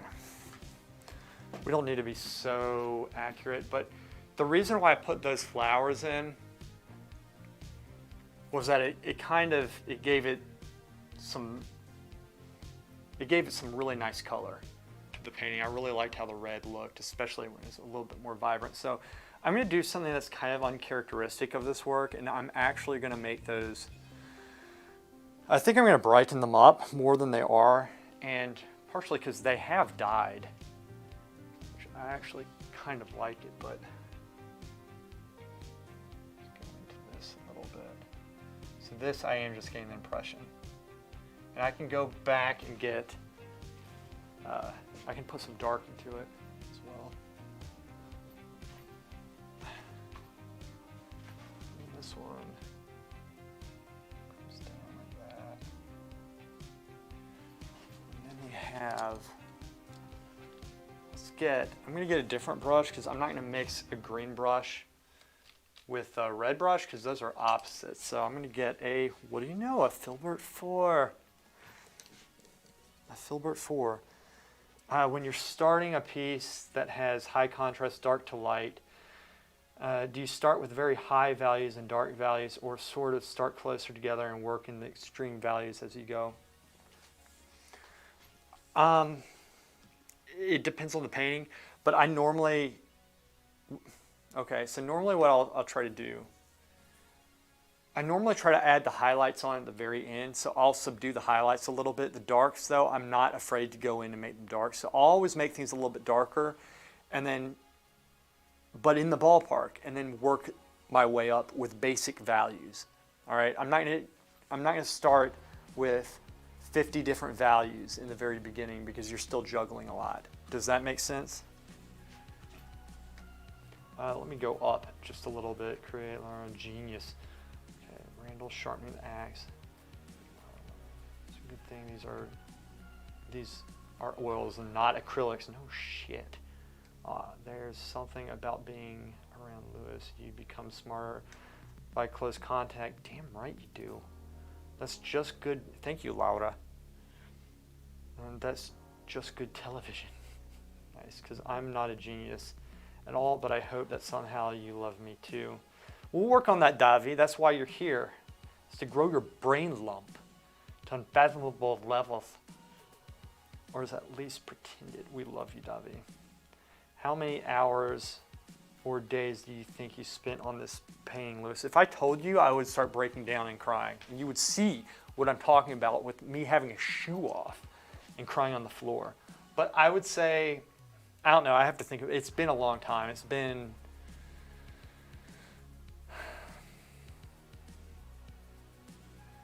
four months. And depending on the days, I've worked 5, 6, 7 hours on this many days. Just how it is. But you see why, though. Partially, I could be more impressionistic with some things and still get away with it, but that's just not how I'm doing it. Partially, you know what? Partially it is, I'm trying to keep my mind in shape with it. It is a discipline that when you're by yourself, it's a good one to have. Because otherwise you start doing some bad habits. So I try to act like I'm still in school and getting this thing correct. Because I'm not around a lot of painters who will kick my ass if I do something wrong. Okay. I'll also do sketch and pencil first or block in the sketch with neutral tones. The latter for this. The side came from deep within. Yeah. So I block it in with monochrome at first. And that'll be in the video too, because I have that recorded. I almost lost all that footage with the hard drive crashing. It didn't really crash, it's just starting to act weird, so I'm getting all the information off, but I've gotten all the valuable information off. All the rest is just, you know, like projects that I've already completed that I don't really need, which is nice. All right, so here's the other important thing. With something like this, I don't want to make it all even, okay? Like all the same, because otherwise it'll appear flat. You need to kind of, if you haven't watched my egg video that I did, which I promote the most out of everything. It's the worst video that I've probably ever made. But essentially, it's having a light dynamic, and then compared to the dark, there needs to be a nice contrast and composition within. And so you take an egg, for example, it has a shadow on one side, light on the other side. You kind of want to feel and think the same way about this.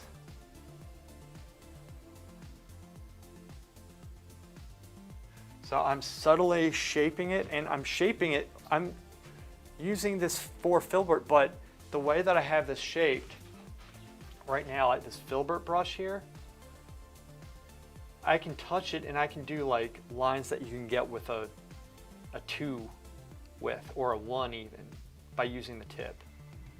Or even just getting a little bit of, for example, if I do this, get a little bit of paint. I don't know if y'all noticed at the top, but I really put some paint on the top. You see that? And I can just barely touch the paint and I can get a very thin line. So you can get detail with these brushes. All right. So I know like this isn't going as smoothly. I'm trying to explain some stuff, but it's very valuable information that hopefully helps you guys, because this is the stuff that I wanted to understand when I was back at the academy. For years, I was like, I don't know what I'm doing. All right, so another area for me that's not making sense is this. So I need to really see, because from further back, it looks like just this blob, but I know it's not red. But when I go up close, it's just intricate details of the background combined with the actual leafiness. So what I'm doing here, y'all can see, I'm actually looking at it from different angles. Now I understand what I'm looking at, and so I'll get an impression from back here, but I'll paint it with the understanding of what I got when I was up there. So that's how I'm getting past this. I do the same with portraits, right? Especially maybe on the side of the face, maybe you have the side here and you're like, it's this weird shape, you're not sure what's happening, so you walk up and you look around the head and try to figure things out. Which always concerns the model, but you know what, screw it. Okay. Wait a second, I already had a green brush, didn't I? Did I? I did, this is it. Cool.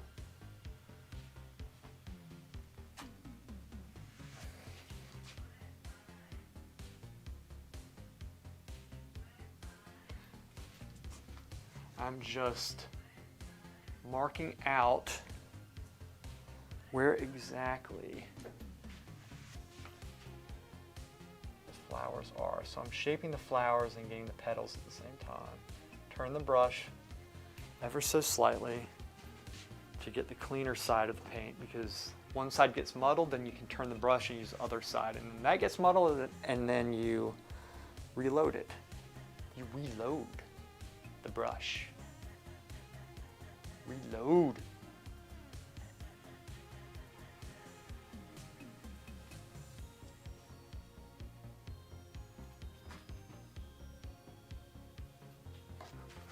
Ooh, I want to say that.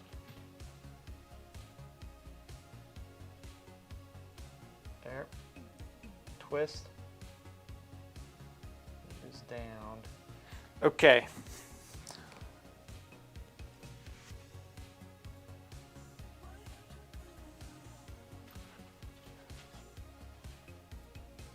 I'm just going to quickly block in some of these areas here. Coming down, I'm going to stop at the blue cloth though, because I need to repaint the blue underneath. I could still probably get away with it though, because there's not that much going on. Oh wait, okay. And then it gets slightly darker underneath.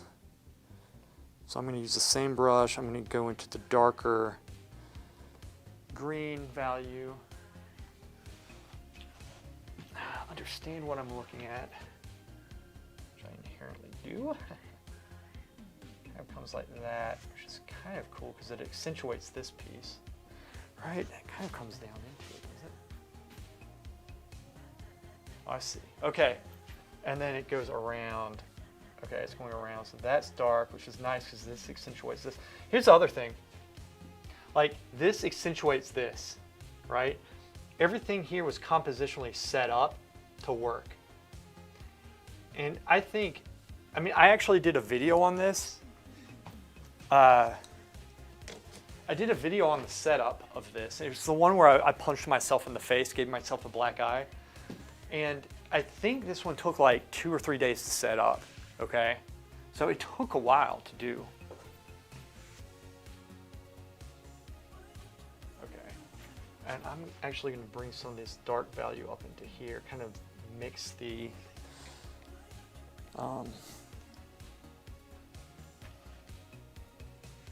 mix the values up a little bit up here. Okay, now I'm going to start cutting them out slightly with the background value. All right, so how do we do that? I don't know. How do we do that? How do we do that? Well, it's all about drawing. First, you don't breathe.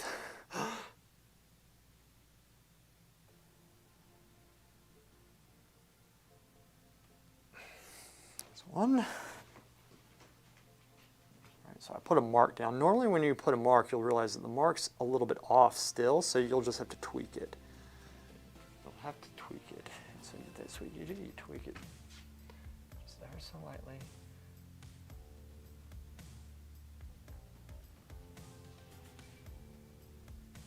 Twist. Shape. There you go. Now, I can always go back in with the green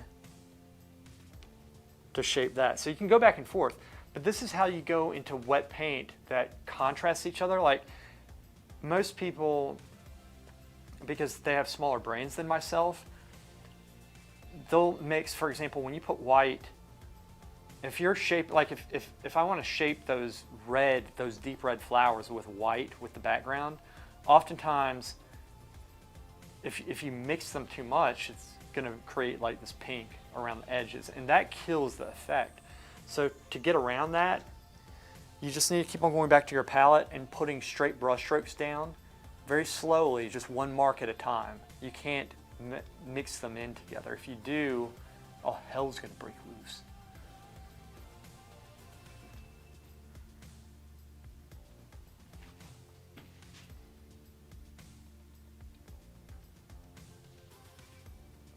Okay.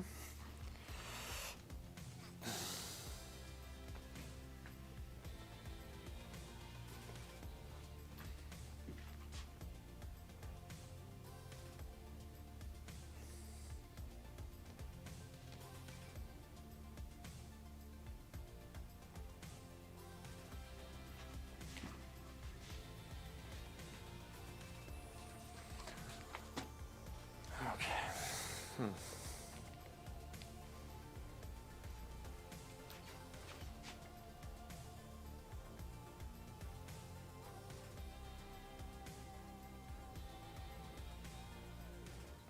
That's too much. So, what we do, let's go back with the green. Start making little shapes here and there.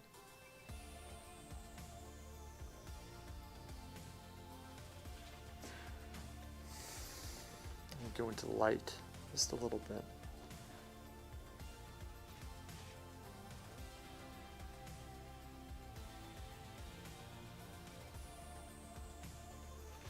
All right, is the impression working? The drawing is still off. I think I really ruined it with this piece here. Let's take that off just a little bit.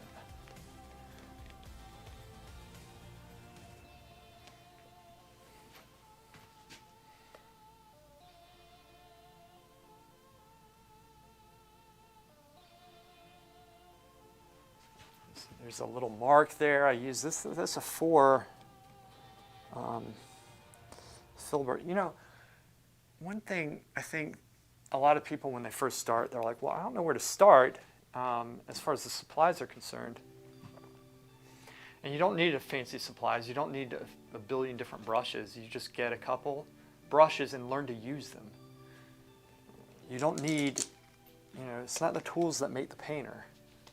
It really isn't. It works to only a small degree. But the better the painter, draftsman, the more they can use any tool there is. Now, you don't want to get a horrible brush that just falls apart when you touch it. I mean, but there's a healthy balance. You don't need some awesome brush, or you don't need the smallest brush to do the smallest things. And sometimes it makes it easier, sure, but you don't need it. All right, I'm just gonna keep on going back and forth and shaping.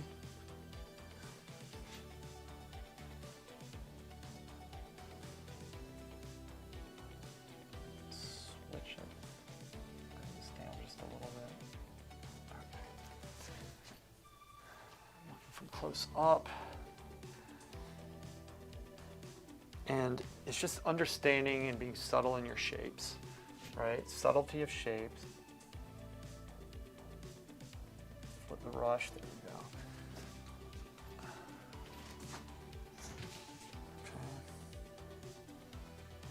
Okay. I'm kind of, what I'm doing is like, let's see if y'all can see this. I'm kind of like taking the paint and just pushing it up on the tip so it bunches up, and then I pull it back, and that way it's clumped up and I can just touch the paint. Not even the brush, but I just drag the paint down onto it, and you can get a very thin line that way with a 4 filbert, which is freaking awesome, if you ask me. Okay, now let's go into this a little bit. I'm going to make this a little bit dark around the edges here to make that pop.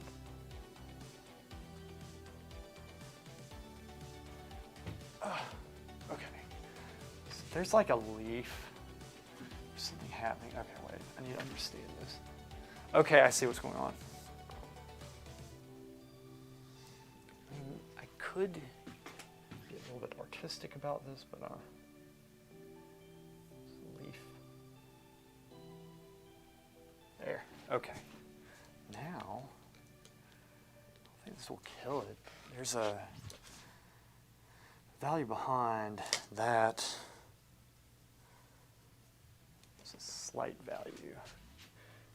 There's a slight darker value behind.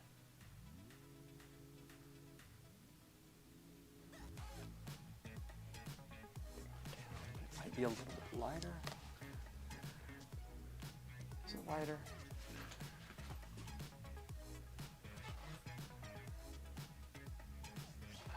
Yeah, I think maybe.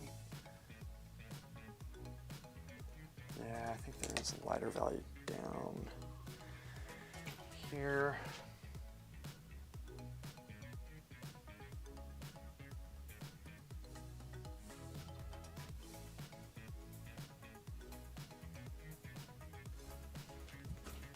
It is something like that. Okay. I think that's close. And then, actually, there's something cool going on. Let me see if I can get it with this brush. This is really nice. Okay, this is dry here. You got to be careful.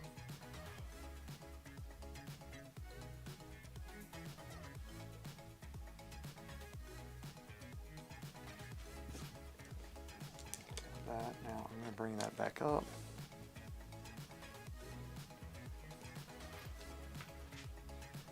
Push this paint.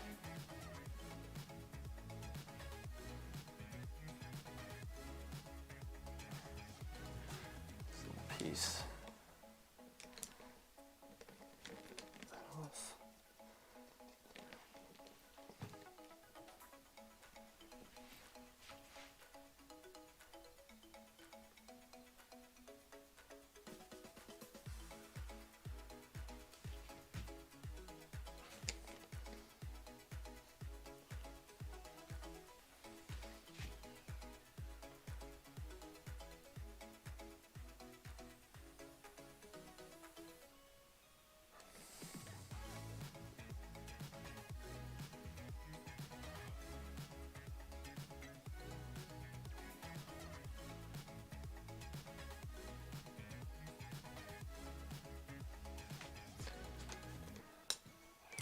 Okay, let me catch up on chat. Whoops, what did I do?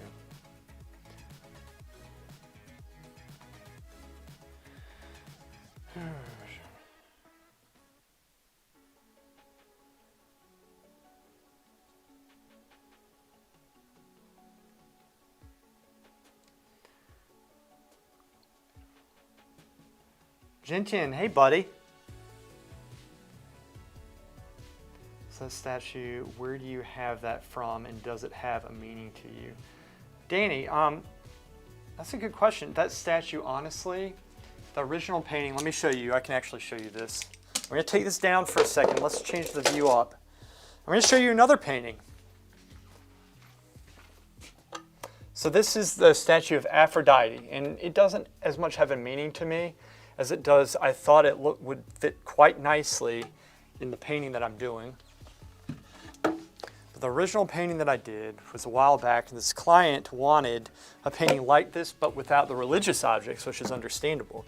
They didn't have anything against the religious objects. They just, it's just not what they wanted. They just wanted something that would be more normal day-to-day activities. So let me pull this up. Give me a second here. This is the painting that I did, and this is this one. A bit different. And this is a different setup here. I like the cloth and the way it's done. The one I'm doing is a little bit more subtle. Now, the other thing you have to keep in mind with this painting is that it's oiled out, and so it is oiled out, which means it's contrasting better than mine is right now. But when I oil mine out, it's going to look, it'll look different, but it's still going to look, it'll look better. Let's try, see that. Maybe I've given y'all a worse view here, but so this is what I'm looking at right now. Except straighten. Wait, is that it? No. There. Let me do this. Give me a sec.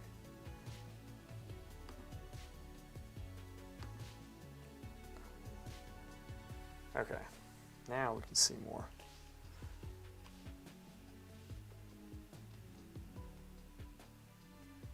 So this is the one that I had before. So they wanted a painting that was similar to this, and I like the composition set up here quite a bit. They wanted something similar to this, put my own touch to it. So you have the drapery, the cloth, all that stuff. It's very intricate, detailed.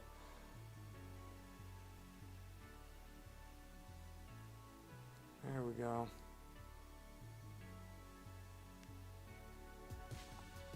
So let me explain this to you some compositionally.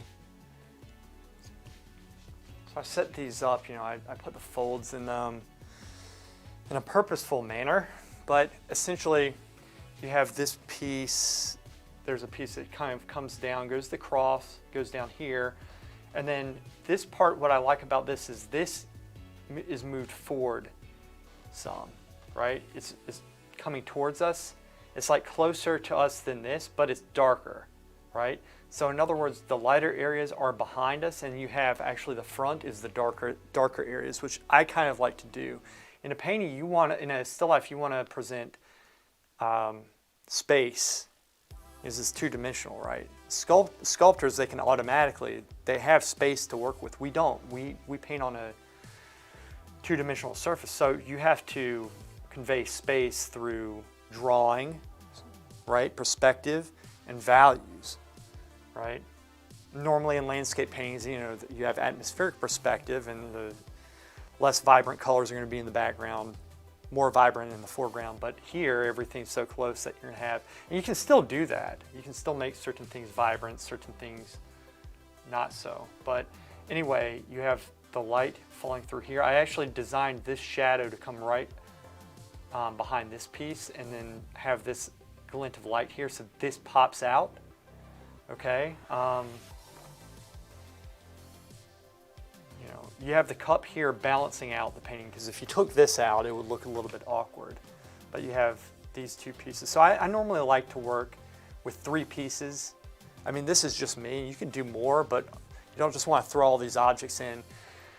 But you work with, you know, 3 pieces. So you have kind of the center piece and then a larger piece on the side and then a smaller piece here that balances it out, and you can place them varying degrees closer to the viewer to create that sense of space. And then the cloth, I do this because I'm insane and I probably shouldn't do it because it's taking my time. But anyway, this is, yeah. I like the cleanliness of it. It's like white and blue, and then you have some red here, which I think I'm gonna try to make mine a little bit more vibrant than this, just push the color just a little bit more. So I just wanted to have a very nice, clean, but vibrant still life, but something subtle and peaceful and relaxing. So that's kind of what I'm working with here. So,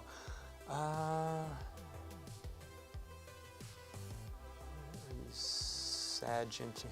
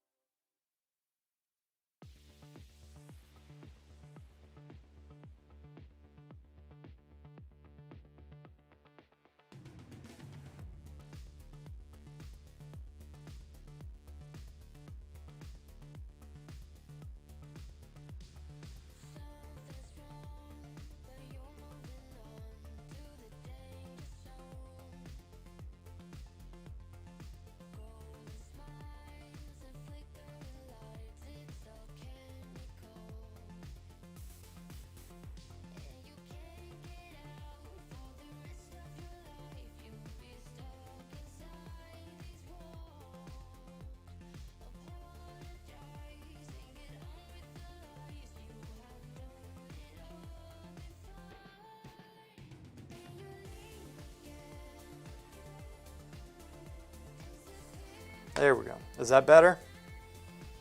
I think y'all can hear me now.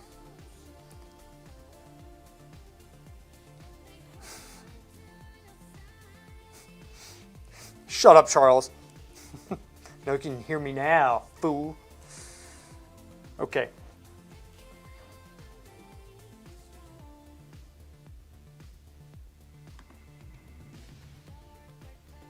Yeah, you can hear me now. There you go. It just cut out. Sometimes it does that. Glad y'all told me though. All right, so,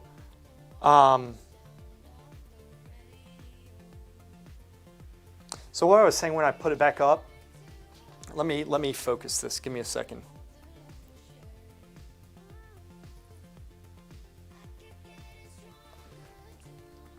Bring this back some actually. This.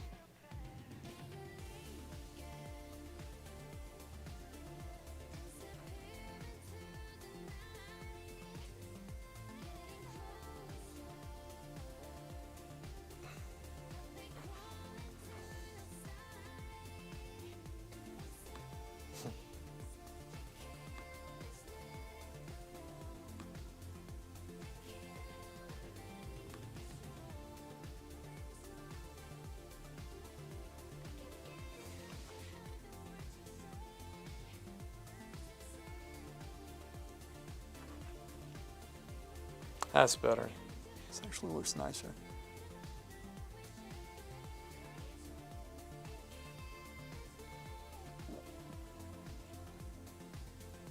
Okay, so what I was saying, because this is important, that last painting, it had like, it looked deeper and richer, but the main thing is, like you can tell right here, it's very sunken in. There are areas that are sunken in, it looks a little bit chalky. When I varnish it, after 6 months after its completion, it should be, you know, what it's going to do is going to make those darks recede. It's going to make the lights pop out because the darks are receding. And it's also going to enhance the color, which also will make it pop more. So in other words, there's going to be more contrast. It's going to look much richer once I varnish it. So that's just how it is. So that painting that y'all just saw was a, like that one's been varnished. And it looks much better once they're varnished, if that makes sense. But yeah, guys, it's been like an hour and a half, or almost 2.5 hours. So I think, really quick, did y'all like this stream? Did y'all like this setup? And I think, like, as far as it goes, the way I arranged everything, I think is better than how I had it most of the stream. But that aside, was this something y'all liked? Like, do you want me to do this on Thursday? Because I can do it. Or do you want me to work on something else?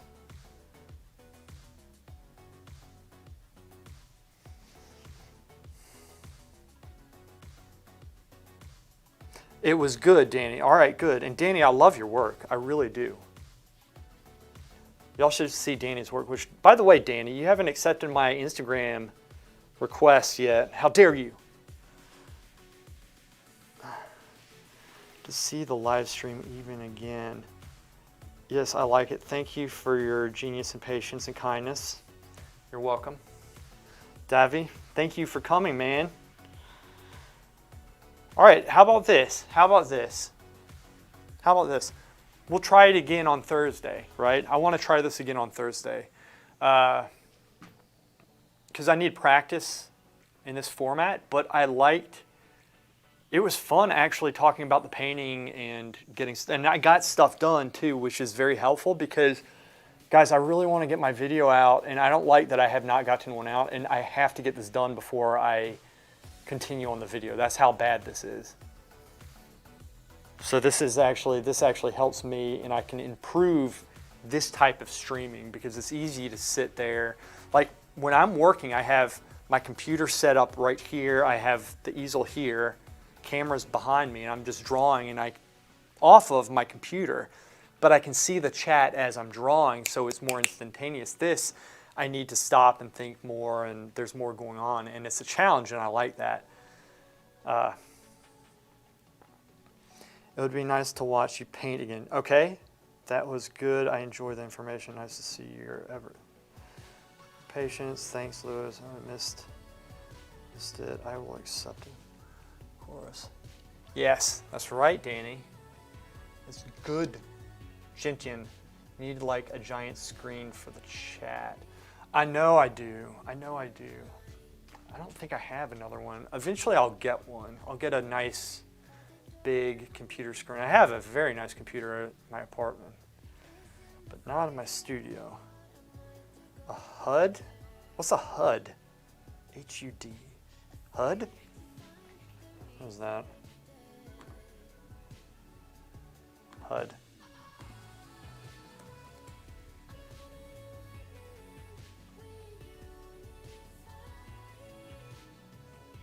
What does HUD, Department of Housing and Urban Development? I don't see how that would help me, Carmine. Heads up display. Heads up display. How did you know that, Queldar27? A heads up display, man. What is... Get one of those AR glasses. It would screw my work up, man. How am I supposed to work that way? Because I don't live in a cave. Screw you. That's why I'm trying to get out. This is a cave in here. The walls are freaking gray. They are gray. I painted them gray too. Something that could work with a tablet. For some reason I read flatulent at first, but it's tablet, I know. Okay, and then Quadar 27, little smiley face there, yes, Quadar. All right. So guys, what we're gonna do, we're gonna pick this up on Thursday, 11:30 a.m., and we'll probably go for another 2 hours or so. So thanks for coming. I had a really good time with this. This was good practice, really like it. It needs to be big enough for him to see next to his painting. Just need a projector screen is what I need. Just old-fashioned projector from the 80s. All right, bye guys, thanks for coming. Y'all are awesome.